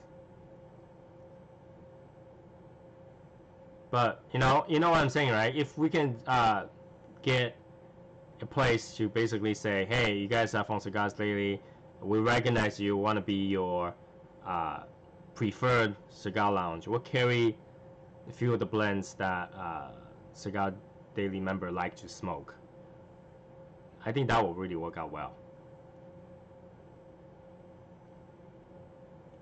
And then number one step is really to get everybody to join their chapter, and really get, it doesn't take that much work, in my opinion, to click join or click to go into a group. I know a lot of people don't like spam and all those notifications on their Facebook, but that's why I created a board, so that all that information will be minimal, right? So when we have a information, you'll get one notification that is happening. Right now I'm posting at 3 different places: the chat room, the notification, and the Cigars Daily page. It's not too much work for me, but I feel like a lot of people will miss that information, right? And missed out the opportunity to hang out, missed out the opportunity to be in the company of everybody else, right? So that's my biggest problem. I don't know how to ask those people who doesn't want to do it, really. That's something I need everybody's help to kind of heat this up. I guess that's what I want to say. Heat to make this a heated topic. I know that Chris always forces Tim to talk about it, and Tim usually doesn't talk much about it because he haven't figured it out either. None of us has had this figured out. So it's a work in progress for sure.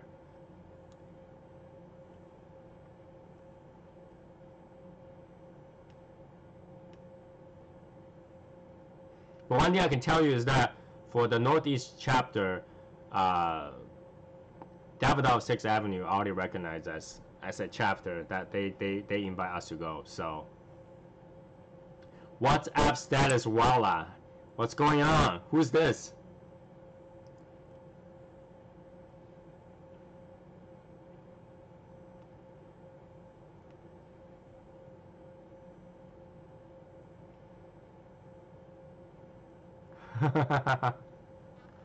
Who's WhatsApp?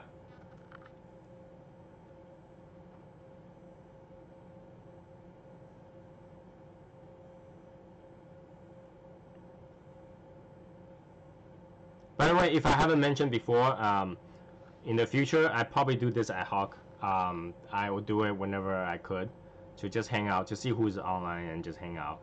And if you are interested in hang out, just click subscribe.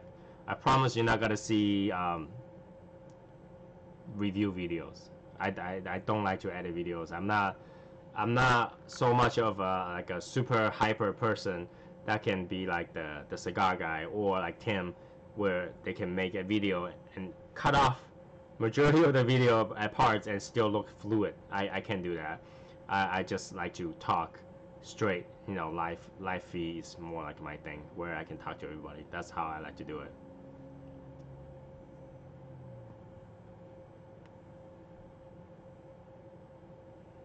What's up? I think you cut off. You just say I'm. Who are you again?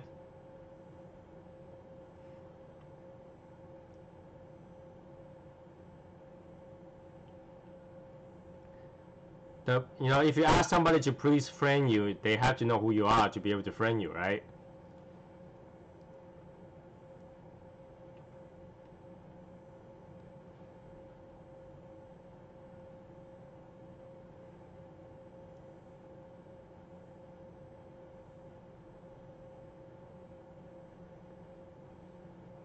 So what do you guys think? Do you guys feel like that doing YouTube live is better, or should I do the Facebook live? I really just don't want to take up the yeah, exactly, right? I really don't want to take up the estate that's on the group board, because yesterday's video just take up the board, and then I don't want people to get the wrong idea where I'm trying to cover it up. So we're taking over what Tim does, because what Tim is doing, I love watching what he's doing. I don't want to take that away from him. This is just really for me to hang out with everybody. In a way, for me to hang out with everybody.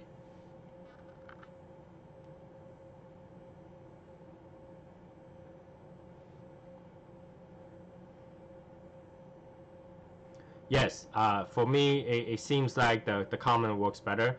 There is a delay on my side, but I actually don't mind. I'm only paying attention to the chat feed.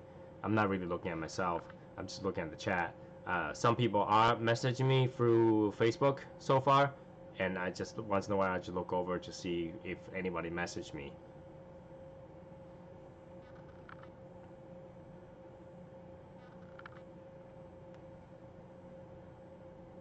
Yeah, in the past I'll probably say that there was no way to do it on YouTube because they don't have like a live stream button for the phone. But I carry my phone with me all the time, and this is how I respond to Facebook all the time. So if you guys want to keep it on YouTube, you know, subscribe to this, and then every time I go up, at least you'll get a notification, see if you want to join.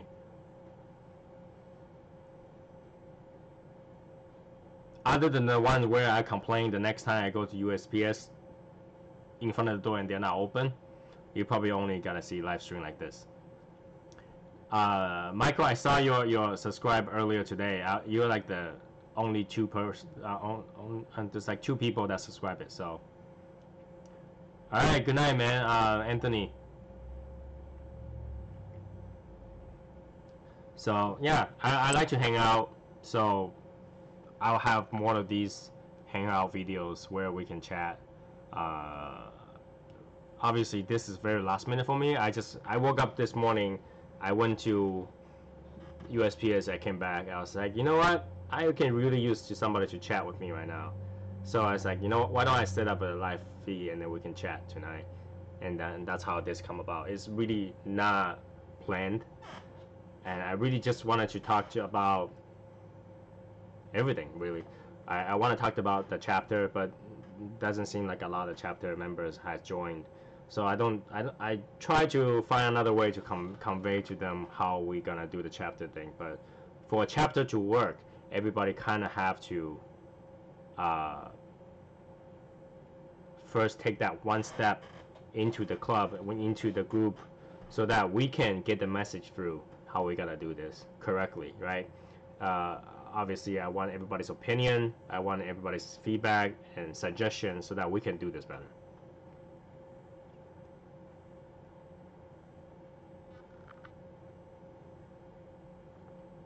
Okay, alright. So if you want to see a review on the year of the pig, the next time I will smoke one. I'll let you guys know how it is.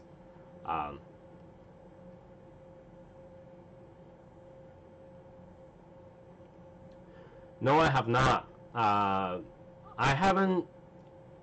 I started out with Davidoff, and I did not smoke Camacho cigars until one day I was in Davidoff, and they carried that, and then to find out that Camacho is actually part of Davidoff.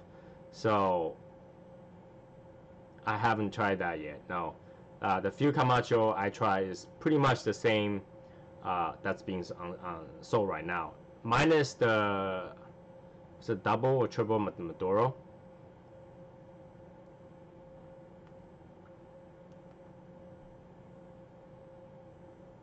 Exactly, Chris. That's what I'm talking about. Everybody kind of have to take that step to do it. So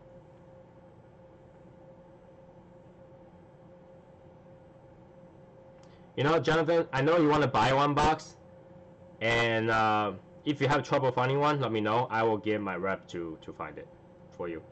But for me, I want to keep that box as a one box for now. I will go buy a few more sticks just to try it.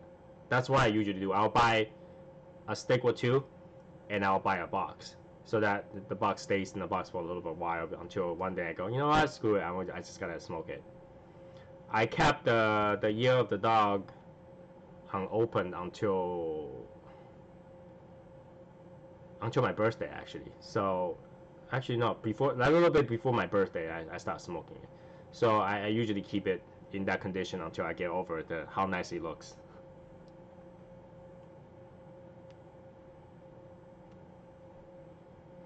But Jonathan, you know, have you tried the CAO Brazilian?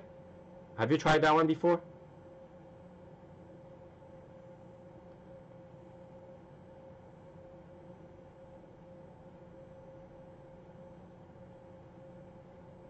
If you haven't, I really recommend you to get it. It smokes very similar to the year of the pig, from what I was told.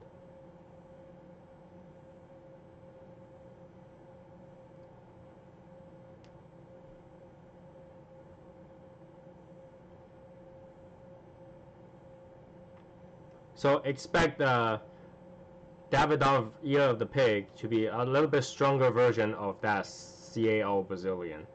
A little bit, slightly more complex. I mean, it is a $39 per cigar, so, you know, before tax. So it's one of those things you want to enjoy. You want to really take your time to enjoy smoking that.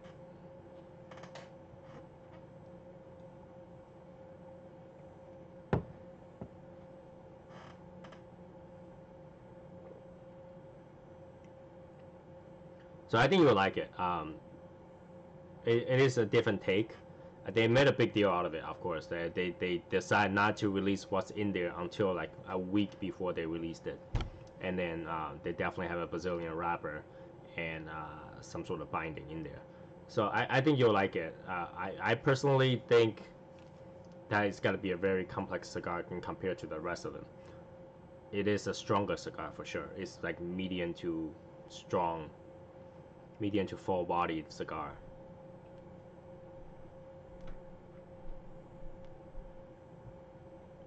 And I talked too much and my cigar went out.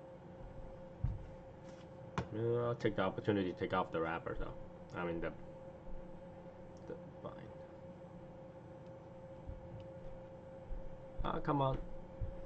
One thing I don't like, and see, this is one thing I don't like about some of these cigars, that their wrapper is like super glued on there. Like you can't take it off. You have to like almost destroy your cigar to get it off. And I don't like to rip it apart. So so Jonathan, I personally don't know how to get it online. I know some places sell it. But because Davidoff is so close to me, I always go to the store because I like to talk to the people there. Oh, then I'm smoking the new Avo LE05. They recently re-released this. This was dead stock before, for like 2 years. They stopped producing this for 2 years, and this is one of the big things they decided to release today. Hey Jason, how you doing?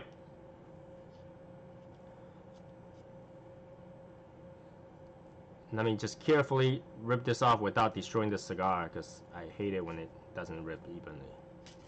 Here we go. So it's the Avo LE05.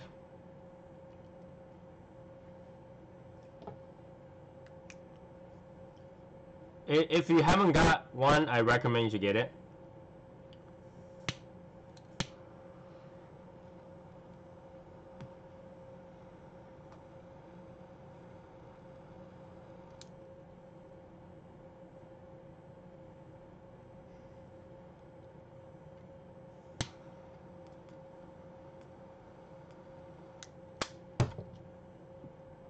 It's always the band. The band gets me every time. If you had a good band, I would smoke it.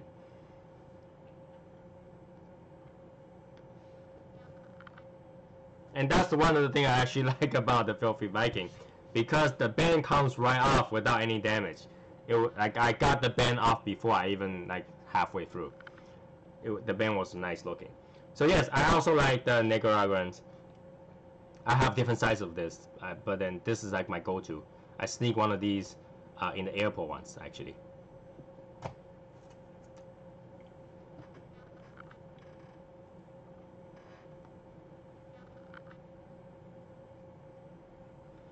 Yes, there are ways to smoke in the airport. You just have to know which exit to go to.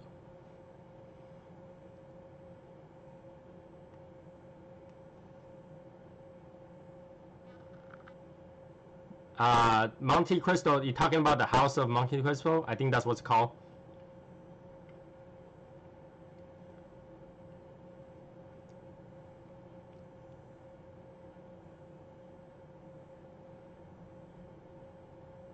Yeah, what is everybody smoking? That would be nice to know. I know Michael's smoking a Liga.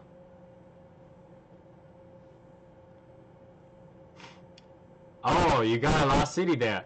See, I was talking about Opus the other day because Lopez didn't get his tray, and I kind of just, because everybody's asking for it, I got to read a little bit about the Lost City, the shark and stuff like that. So I still don't know why is everybody looking for it, other than the price range is pretty high.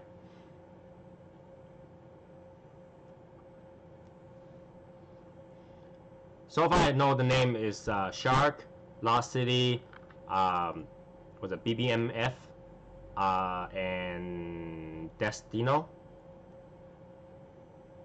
But I haven't tried all of them yet, so I don't know how good they are. But it seems like everybody was looking for that.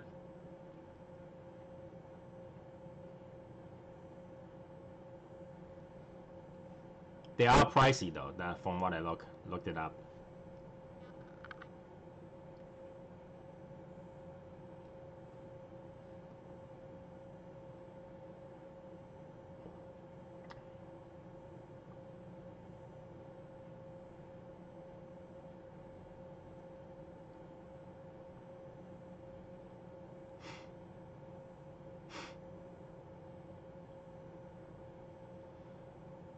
MCCON and New York CO on additional too.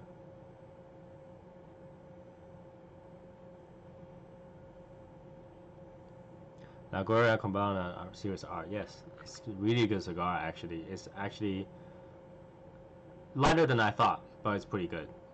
I sometimes I don't understand why they put Cubana on there because it's not. It doesn't taste anything like a Cuban.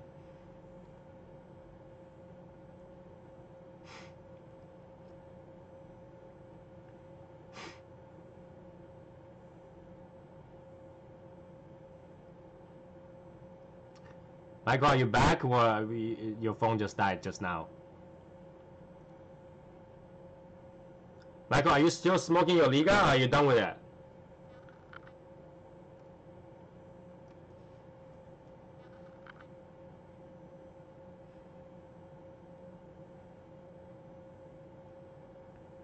Cool.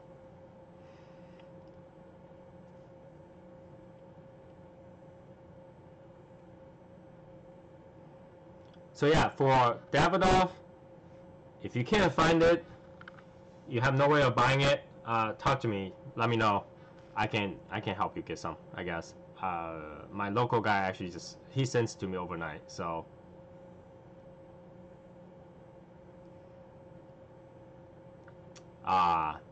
some of the Liga number 9s has burn problem, that I know.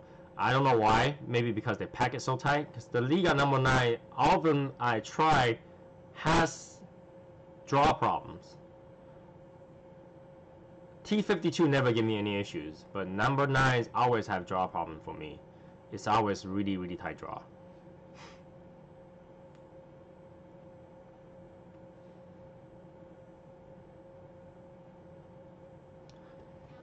If you already have number 9, T52 isn't that amazing. Like the first time you have number 9, you'll be like, oh, it's really, really good. But when you have T52 after that, you'll be like, it's not that much more amazing. But if you had the T52 first, then had Liga number 9, then you'll be like, oh, Liga number 9 is kind of weak.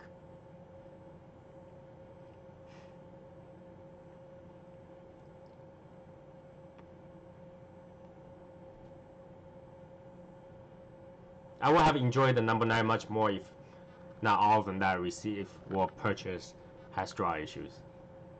Like I literally had to poke holes with it, and I don't have a hole puncture thingy to make it draw looser, so I had to poke it through like a, what's the thing called, like a barbecue skewer. I just had to poke it with that.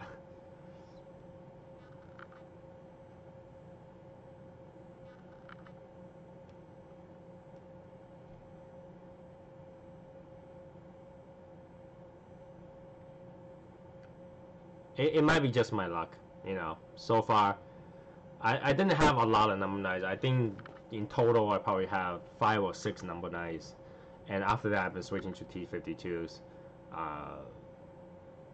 only because it has a little bit more spice to it, I think.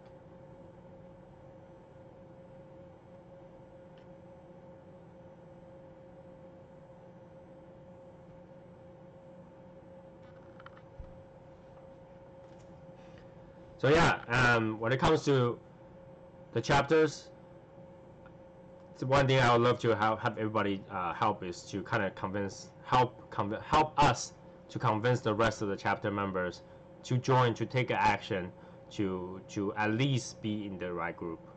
And obviously, we're still looking for presidents for other areas. If you think that you could take a little bit of your time in the day to help, just to organize and talk to us to get the region going, you know, that would be great. I mean, we're not, at least I know that we're not expecting everybody to do all the work for such a big region, right? Eventually, if the workload gets too much, we'll look for vice presidents, right? We'll look for sub chapters. All those are not all of the talk, you know. We're still trying to figure this out. In terms of trading, please don't trade with me anymore for the rest of the year. I don't want to see USPS guy anymore. The guys were looking at me weird every time I go with, you know, packages. They look at me weird. They really do now.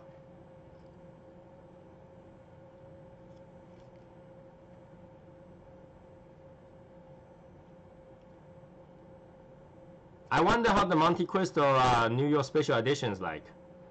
You should post a picture on the Facebook group so I can take a look. I've never seen it. I think I never got one before.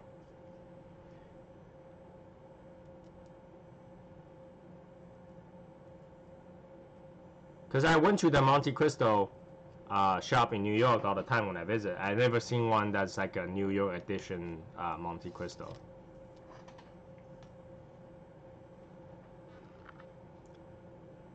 And nothing against them. They need to kind of amp up their lounge a little bit. Their selection isn't that much. I think that for a New York area, they should really make it nicer. Have you guys been to Nat Sherman in New York? That place is like a grand house. That place is decked out.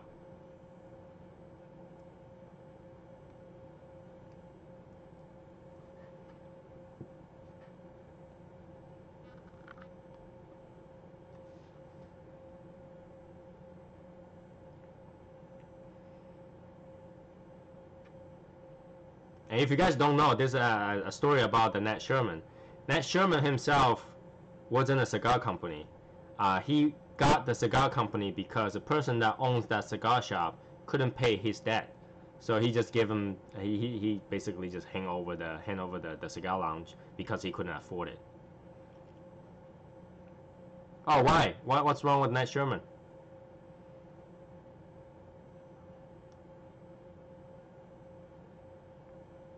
I actually like Nat Sherman for their cigars.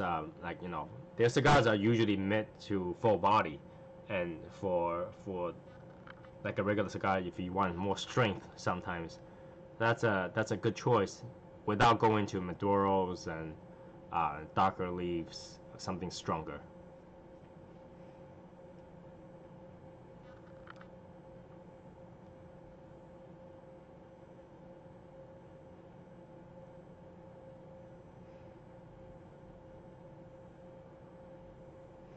And the guys are nice over there too. When I went by, they're usually nice. They won't let me do what I do though. I like to feel the cigars. I like to touch all the cigars. They don't take it out. They're like, what you see is what you get.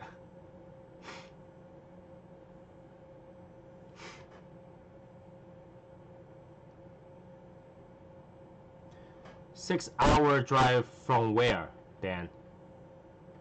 You're driving to New York City, 6-hour drive, but then you know, if you're Buffalo, you're 6-hour driving from New York City too. So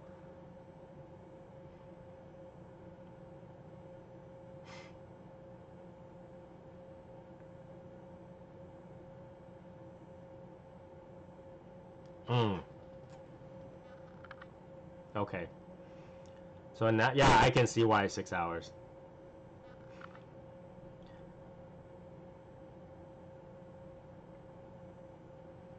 But yeah, usually I will plan things way ahead of time, at least a month ahead. So if you have a chance to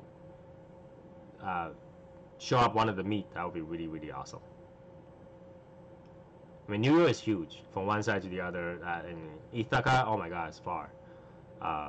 So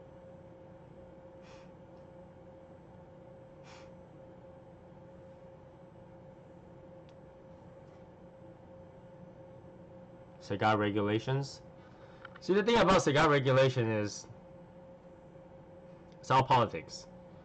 So there's nothing we can change about it, and even if you take a stand, there's not much we can do.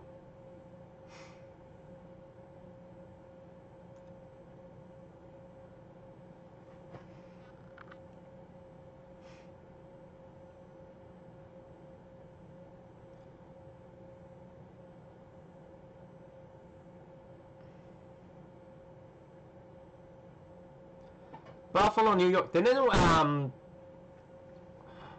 was an event for the LFD to get the Andalusian Bowl event just in Buffalo not long ago, like October 10th or something like that. Did you go to that one to pick up some? Yeah, there's not much we can do. I mean, the cigar itself really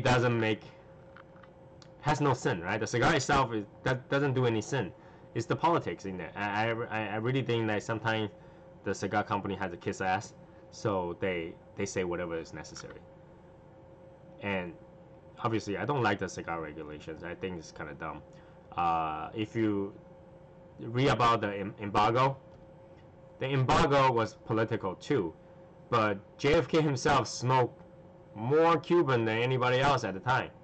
He bought out all the possible H. Upmann he can possibly buy right before he signed the embargo.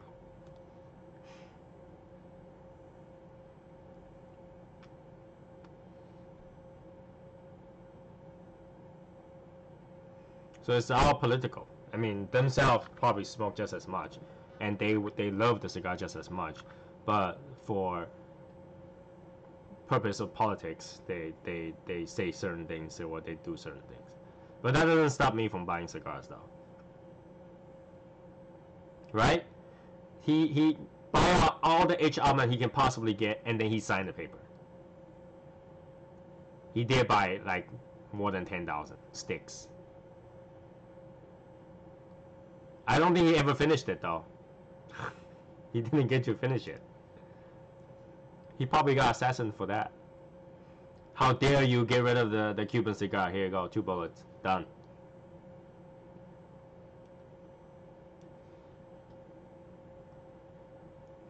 I always tell people I think that his families are cursed for that. Because he signed an embargo, all his families are dying one after another.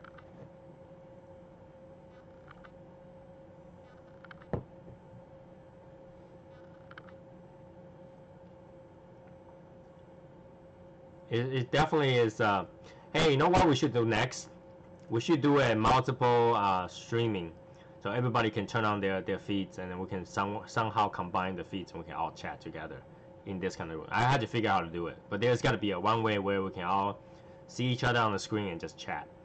But I feel this way is okay too, because I'll be all dressed up, but all of you can be on your undies and relax in a, I don't know, bathtub or something, and we can still chat and still smoke.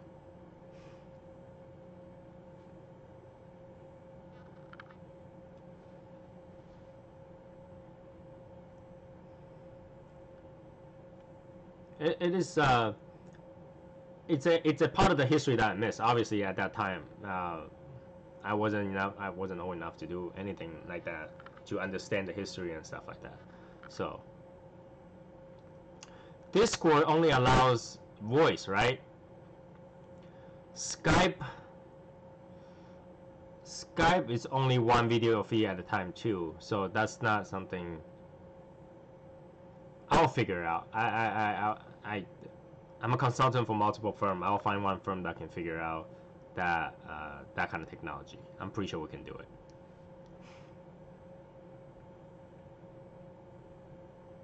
But I'm pretty sure we can do it. That'll be fun, right? That'll be fun to do.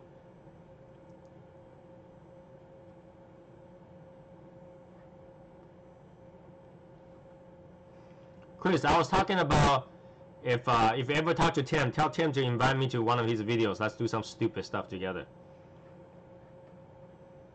I'll fly down there and we can do some stupid stuff together.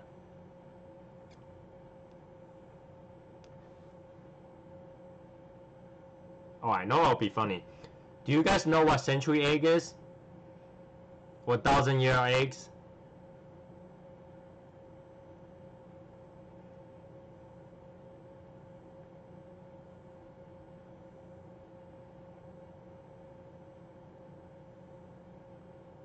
It's an Asian delicacy, and the egg itself is kind of like clear and black.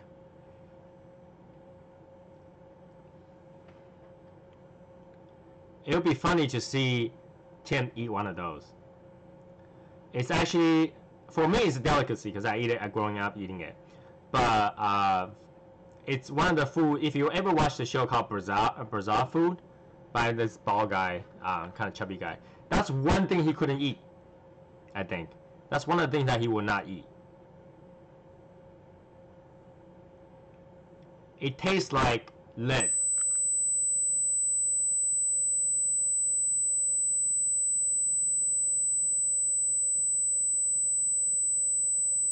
It tastes really good with soy sauce, but without it by itself, it sticks onto your teeth.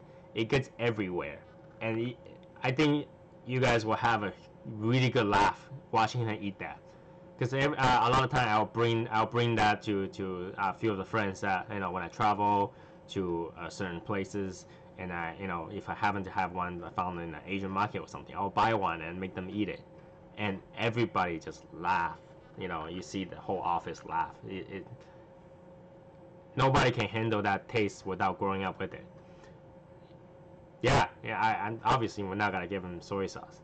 We should make him eat that, and then and chase it with some like wasabi water or something like that. That would be fun.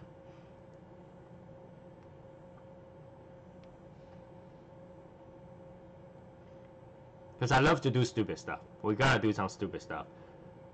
The thing that he did yesterday, I thought it was okay. I will smoke a cigar with the marshmallow, no problem. But let's make him eat weird stuff, right?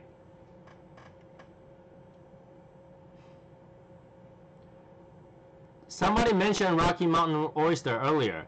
That's a delicacy too. I'll actually eat that. That's not too crazy. Thailand, they eat those like half-cooked eggs with duck in there, duckling, kind of like not born. Those will gross him out. We probably will see him vomit on screen if he had to eat that.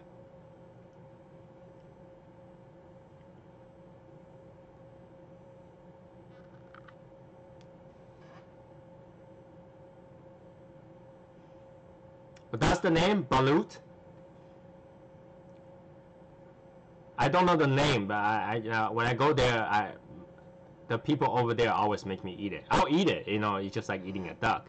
It didn't gross me out or anything, but I've seen a lot of people just gross out. Just simply open the thing, when you tap the top open, they will just gross out as soon as they open it up.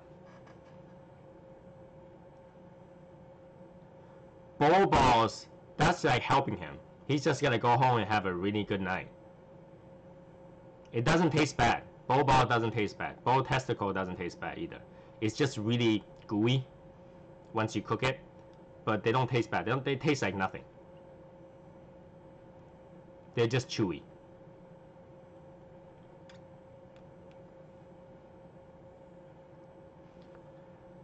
Durian, same thing though. It only smells bad. It only smells bad. I can tell you the best food in the world all stinks. Anything that stinks, you should try it. Because the best thing in the world is all the one that stinks. For Asian, we have stinky tofu. It smells so horrible. It smells like sewage, but it tastes so good. Right? Durian is really stinky, but people eat it. It tastes great. It's really creamy and tasty.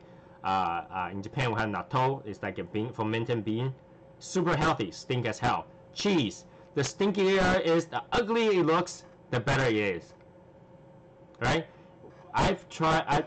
I went to this I guess cheese shop. They have those cave cheese where like the cheese was like fermented and aged in a bat cave. I personally didn't like it after I ate it, but people loves it. Like it tastes like, I don't know, bat poop. Not like I ever ate bat poop before, but people love it. It tastes like the cave. Like you can tell that's from the cave. It tastes like a cave.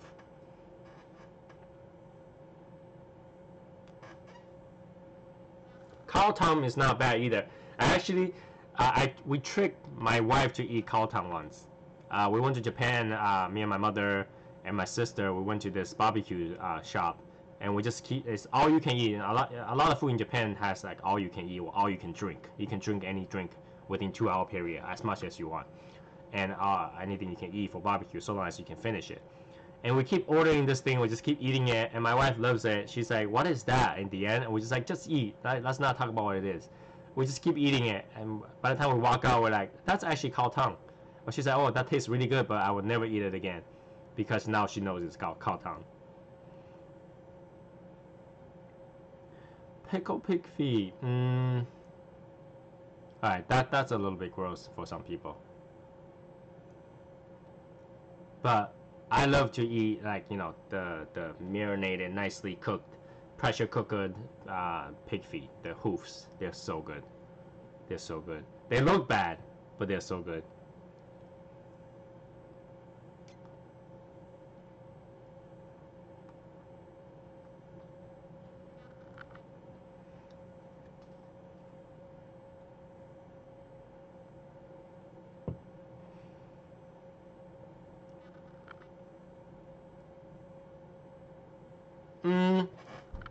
Filipino food and well, Filipino are Asian. So if you're in that area, you're Asian, right? All people in that area are Asian. Filipino is one of the Asians.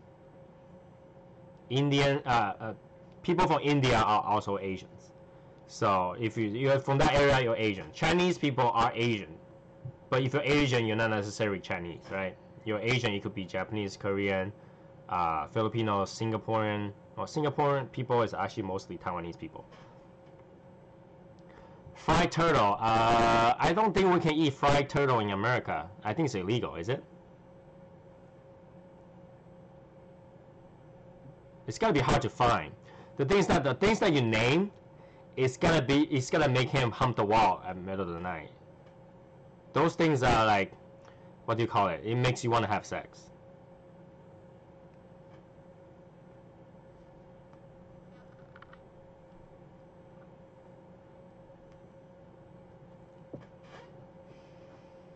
Yeah, there's much restriction of what we can actually eat here. So, but then if he ever come to Asia, I'll bring him to the weirdest place. Yeah, that's the word. Aphrodisiacs. He's gonna end up humping the walls, eating, you know, cow testicles, cow penises, cow tongue, especially turtle. Turtle is gonna make you hump the wall.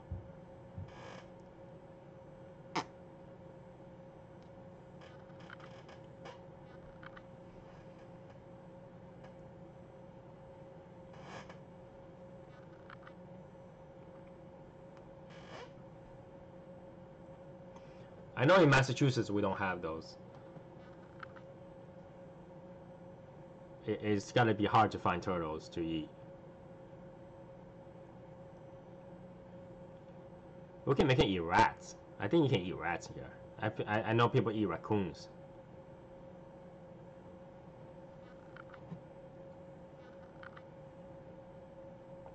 Hey, have a good night, Michael.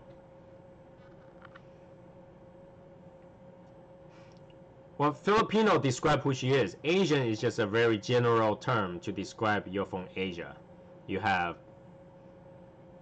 descendant of some sort of Asian, you know, characteristics. I mean, Vietnamese, they're Asian too. They will say they're Vietnamese. Chinese people are not gonna call themselves Asians. They're gonna call themselves Chinese people. Japanese is the same thing. They'll call themselves Japanese people. Asian is like a term like Caucasian, and Caucasian will describe a lot of people, but nobody say it's like, what kind of people are you? I'm Caucasian. No, they will say, what, you know, Italian or French. They won't say they're Caucasian, right?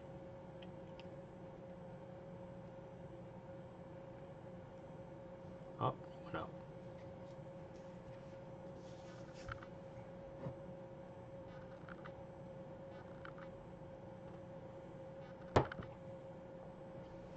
So yeah, sometimes you'll hear the term Asian. That's just a general term where people use.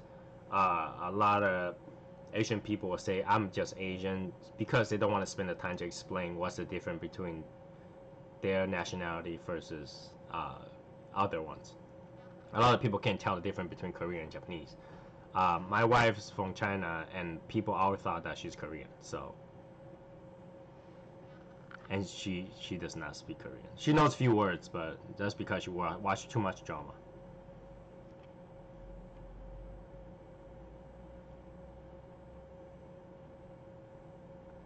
So yeah, so you gotta hear a lot of people that reference Asian, but you know, Orient or Oriental are actually not describing Chinese.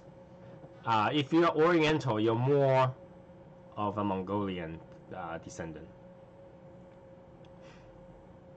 So if you're describing an Oriental versus a Chinese versus Asian, Chinese people immediately describe the Oriental as like Mongolians.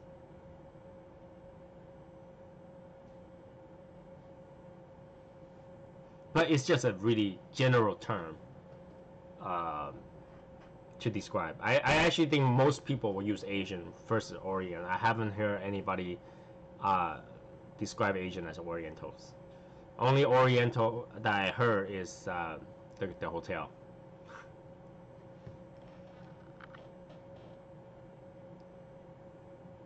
It's definitely one of those. Depends how PC you are, I guess. How you describe. Did you know I recently figured out that somebody told me this, that Mexicans are also considered as black?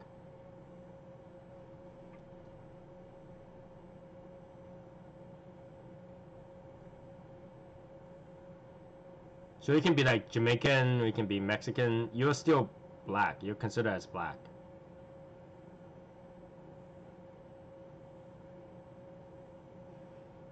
There's a video I watched, they were asking a bunch of, I mean actual black people, and whether or not it will be okay for Mexicans or Jamaicans to use the N-word. And they say, yeah, if you're Mexican, I guess you could.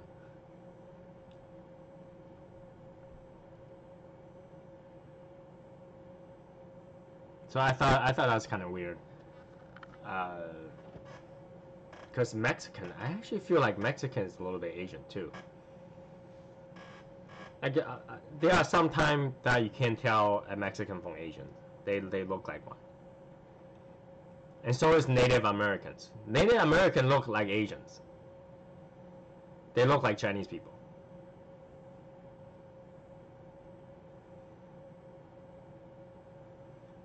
The only way to really tell is from their name or their hairstyle.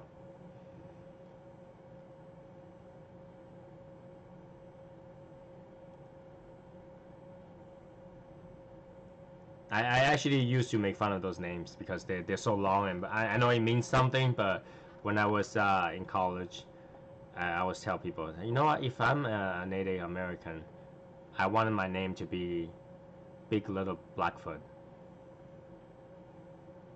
Something crazy.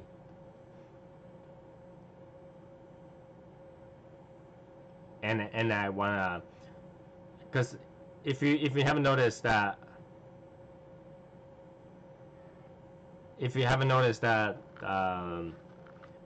all the casinos are named after tribes, and they always have weird names like Mohegan Sun. What kind of sun is that? You know, they have names that really originated from different things, and I really wanted one of those weird names.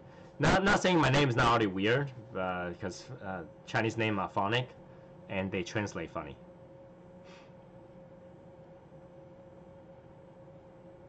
Right?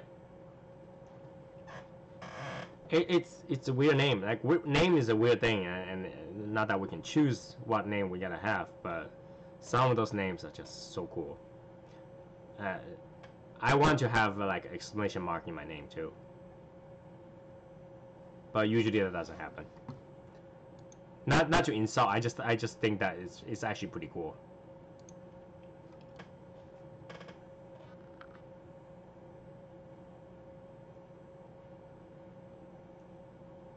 You know, it's better than Long Wang, I guess. You know, ever since I come to this country, other than like before I used the name Tony, which someone else literally gave me that name, the name Yu was like #1 joke of any school that I go to. And Long Wang did not help either. Long Wang did not help. Especially when I get naturalized, I was saying that, you know, when you get naturalized, you go to the courtroom, then they call your name, and really doesn't help when the guy just announced you Long Wang, and you go, can you just not say my name that loud? The whole place broke into laughter, but just don't say my name like that. And the guy was nice. The judge was like, you have a chance to change your name right now. Would you like to change it? I'm like, no, I don't want to change all the documentations. Just leave it as is.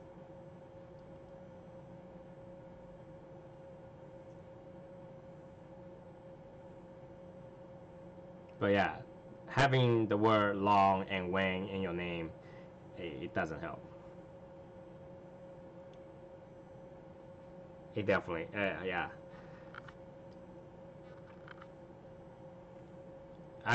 have been asked whether or not that's my real name many times too. Is that your real name? Are you really Long Wang? My God. I don't see you ask John Wang if that's his real name, you know?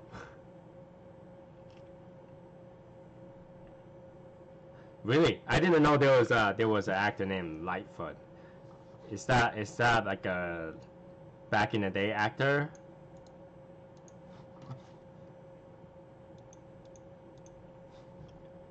I'm not sure if that's I actually don't know. I'm googling right now to see. Oh, this guy. I think I've seen him somewhere. He's more white than I thought. He's white.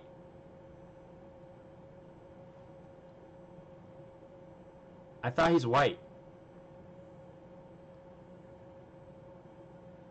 Because his name was like Davis Paul or something like that. Paul Davis, maybe? I thought he's white. He's not white?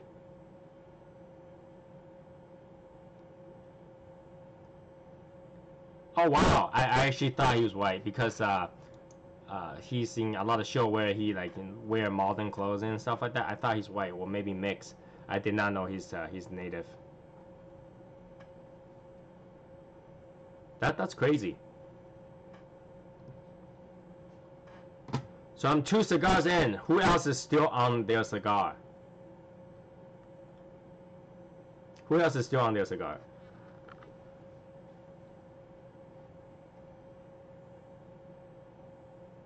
Oh please no, a rapper. Everybody wanna be a rapper. Chris still on his cigar. Well, you come in late, so of course you're still in the cigar on the cigar.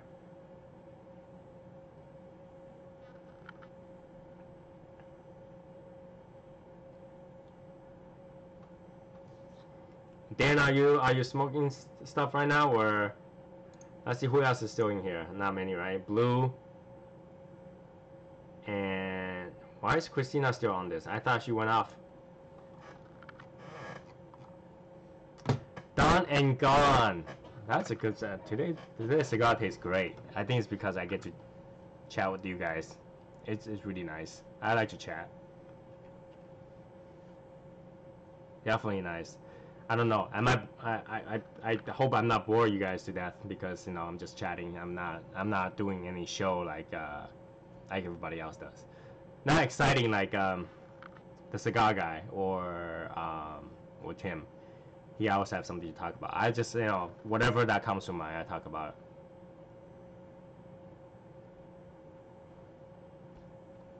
But I think this is more fun than posting on Facebook back and forth because it does take time, and we're just looking at the topic going back and forth. I think this is the best way to keep chatting. Hey, no problem, Jonathan. I understand.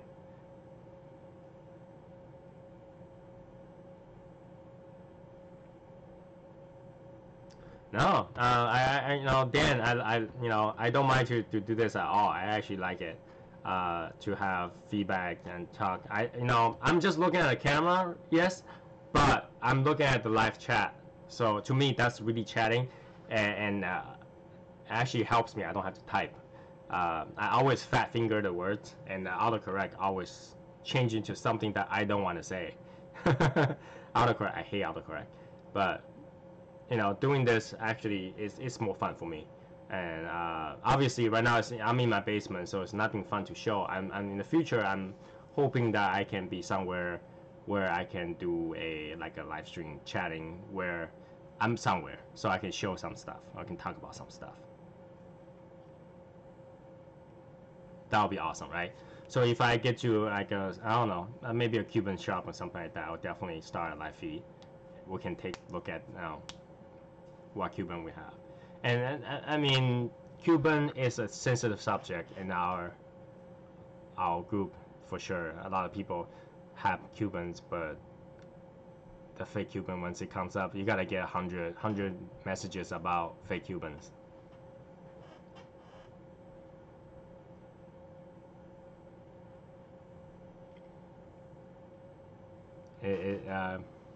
I personally think that when it comes to Cuban, fake Cuban is still Cuban.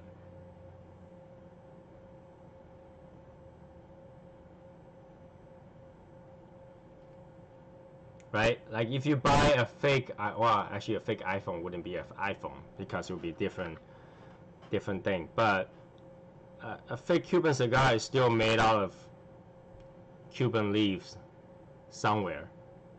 Just it's floor sweepings and things that you might not want to smoke, but it's still Cuban.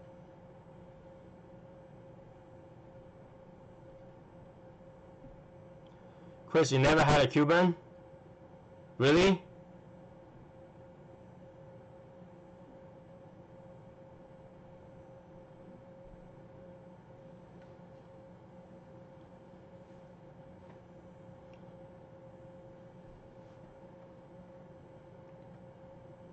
Chris, PM me your address. I'll send one to you and we get that solved once and for all.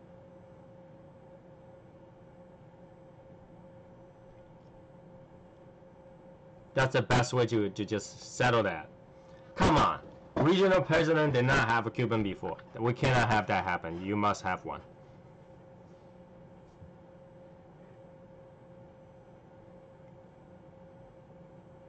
So, Chris, PM me your address. I'll send one to you. As much as I don't want to go to USPS, I will send one to you.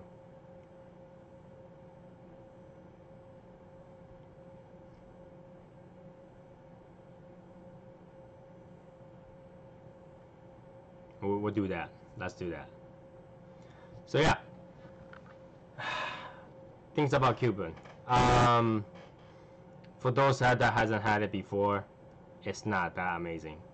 It's just a different wrapper.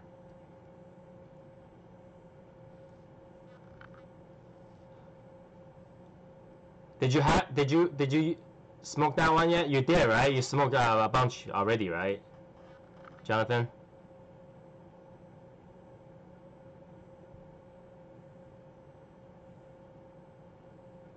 You smoked a bunch already, right?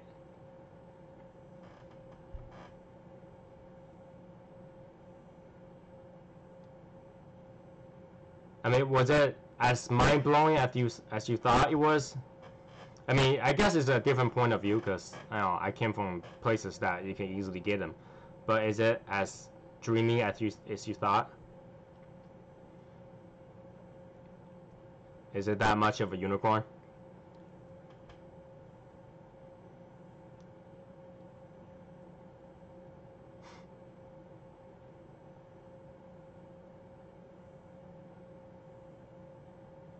Because I personally don't think that is that complex in terms of for that price range. For that price range, is definitely not that complex as I thought it was.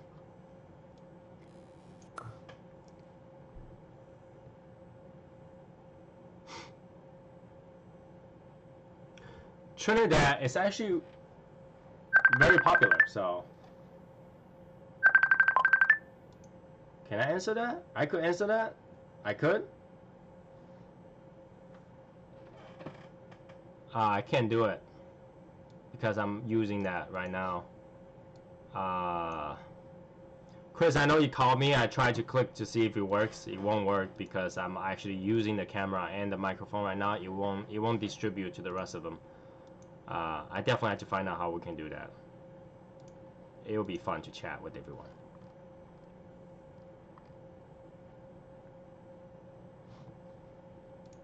Let's see. We'll have a bunch of those. All right.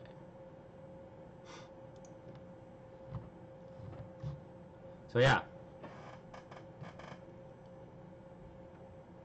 Right? You're definitely, for the same price that you're spending for Cuban, it's probably better off if you buy something better to try.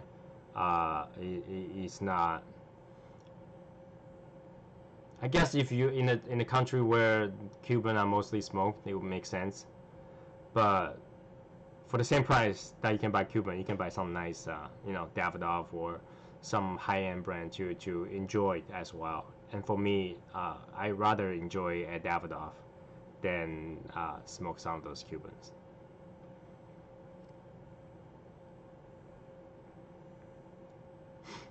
One day I'll put the talisman for raffle, and then one of you can try it. The Bahia case, I can't get them. You know, I probably had to ask the friends that took my Bahia case to hand one over so I can put one for raffle, see if anybody wins it. Like I'm personally I'm not that into like $100 cigars. I don't think that that changes that much. I know the feeling of purely smoking that expensive item. It's just like, you know, you're wearing a really high-end name brand clothes.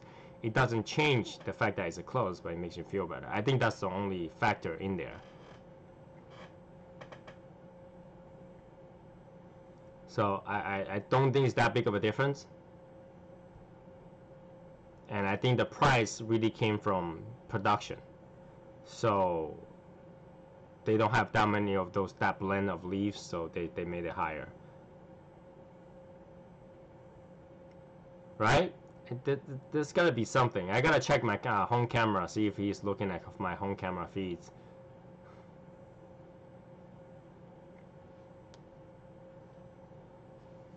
Cigars, right?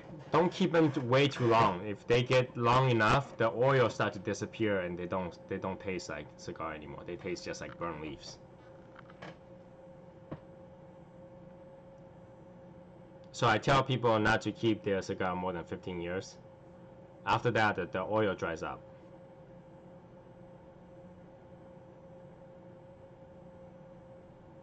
It is. It is just that. And I think it's only that.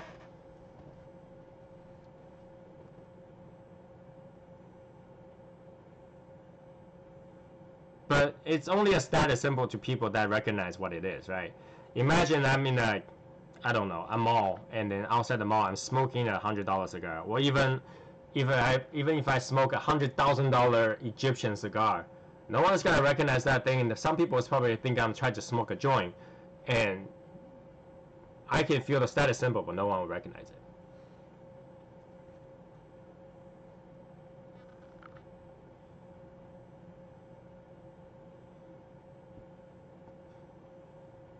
My favorite cigar?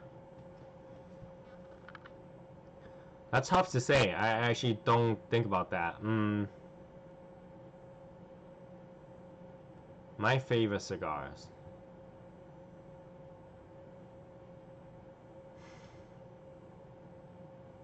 I actually don't have one right now off the top of my head. So if I had to choose, because I usually wouldn't choose one over another, and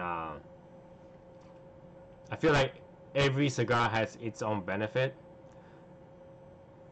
I know what I hate the most. I don't know what I like the most, because I like them all actually.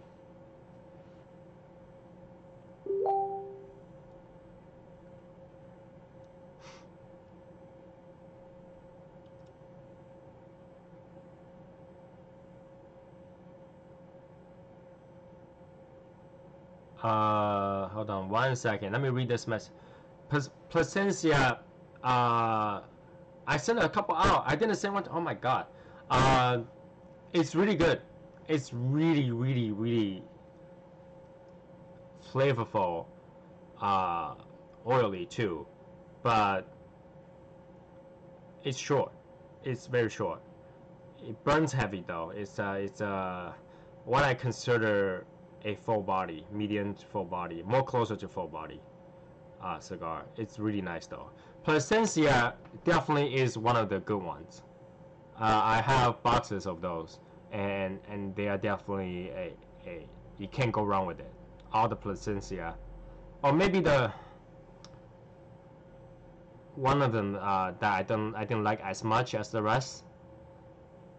What's it called? Like the Harmony one with the one over the one. I mean, look at the name.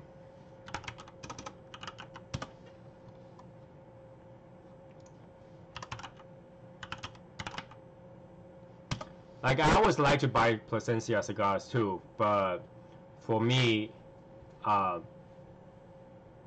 Tim didn't have a big enough like discount on it. Well, not discount, but like a deal on it that I would bring me to buy a lot.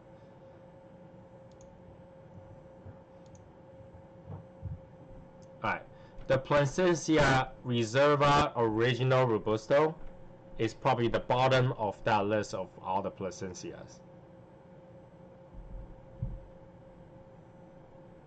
But my favorite one is the Fluente with that special shape.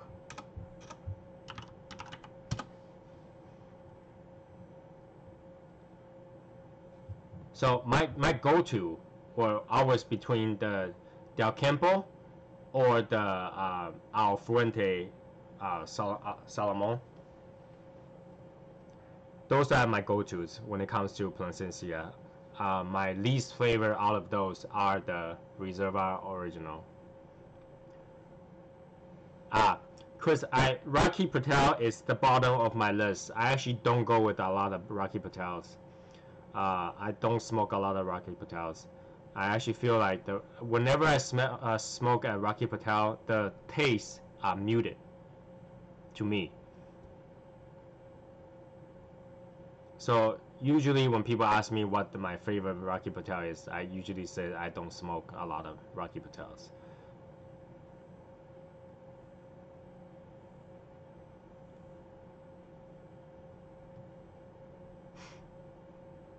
I had one of the guys traded me one and I smoked it. It was pretty good. It wasn't bad. It's just that for some reason when I smoked them, the tastes are just not pronounced. And it's not like I don't know how to pick out the taste. It was just not pronounced to me. It's like eating a bowl of noodle, but it's missing salt, kind of thing. I don't know.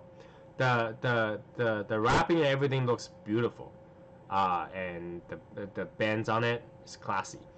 But I just feel like something's wrong with it. I don't know what's wrong with it, but it just wasn't that tasty to me. But Rocky Patel is definitely not something I hate. I like it. I just that if I had other choices, Rocky Patel would not be one that I go to.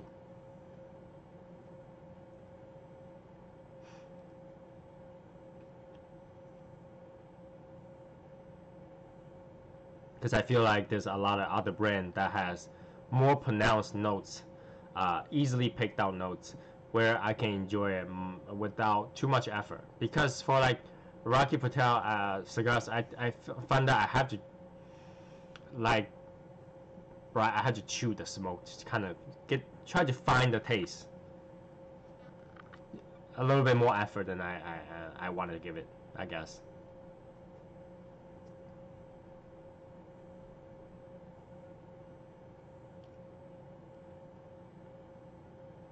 But I find that a lot of people actually like Rocky Patel, so it's probably someone's like a lot of people's go-to brand. And when I smoked the Filthy Viking, that's when I would go. That didn't taste like a Rocky Patel because I was able to taste the cigar much easier. It was an easy smoke. It was it's not a medium smoke, but it produced a lot of smoke, and it's easy to get the taste. I think it's maybe the length, because so long, the smoke had time to travel through the cigar, so it carries more taste to it. So maybe I should try more Rocky Patel in the longer sizes. The shorter ones just didn't give me the oomph that I'm looking for.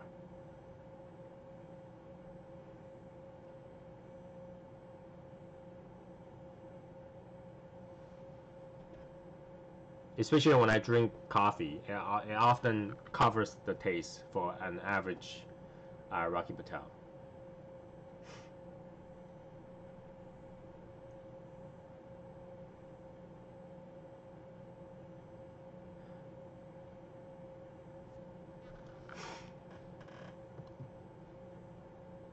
Yeah, as you smoke them, you get it feels lighter and lighter.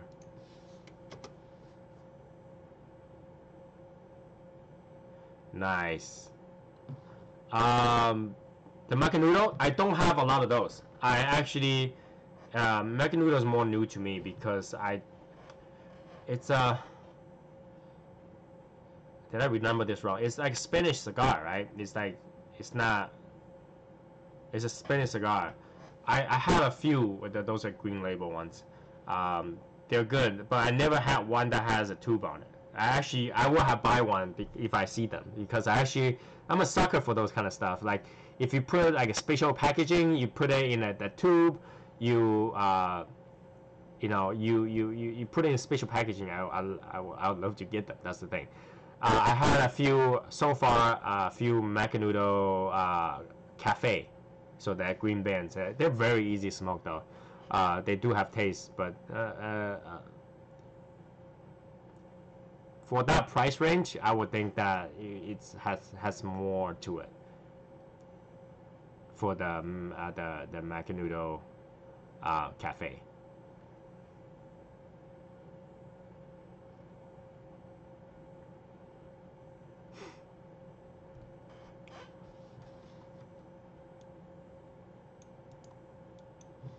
I don't know. What do you think, Chris? You had if you had a crystal, you probably had the cafe before, right? What do you think about the cafe?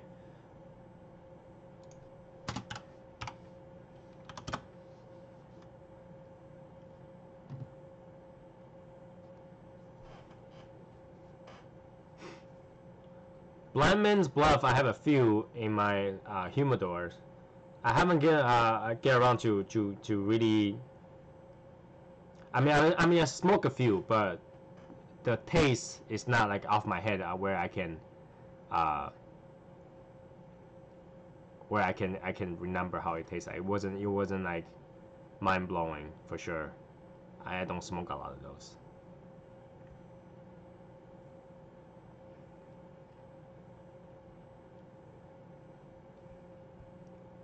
Definitely, I definitely want to try more, and I definitely want to have more conversation with all of you about how we feel about different cigars for sure. Because and obviously, as many cigars I have, I usually don't get to smoke them all. I put them. I have a few that I really like. A lot of the Davidoffs that I keep for myself to smoke. I try to smoke all the trades because I feel like when I trade them, it's something that I should try out.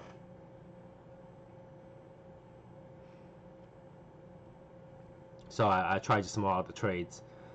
Slowly get to it. I slowly get to it for sure. And it'll be nice that to get one of the cigar from any of you guys, and I'll smoke it while we're chatting, so I can really tell you guys how I feel about this the cigar that I'm smoking. Obviously, I'm smoking something that I personally like recently, so I can tell you that I love. But those other cigars that I don't try normally, I definitely just smoke them while I do one of these live chat with you guys, for sure, for sure. I think this is where I'm gonna wrap up for tonight. 2.5 hours. Actually, it flew by. It flew by for me. I hope you guys had a good time chatting, and I will obviously for the rest of the night I'll just stay on Facebook to chat with you guys. We'll keep talking. But I think this is where I'll wrap up today's live chat, and I'll do another one sometime next week, and we'll continue some other conversation. I'll try a few more cigars, and we can talk about those.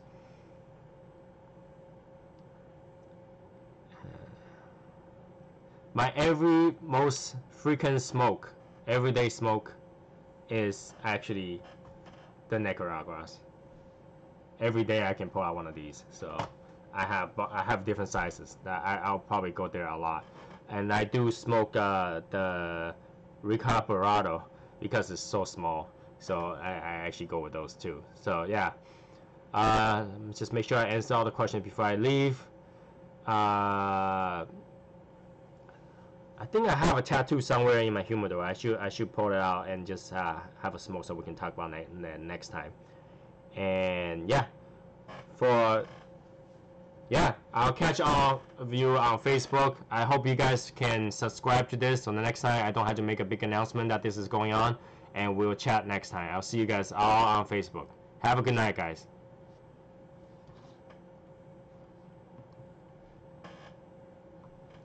Thanks, Jonathan. I'll talk to you guys on Facebook.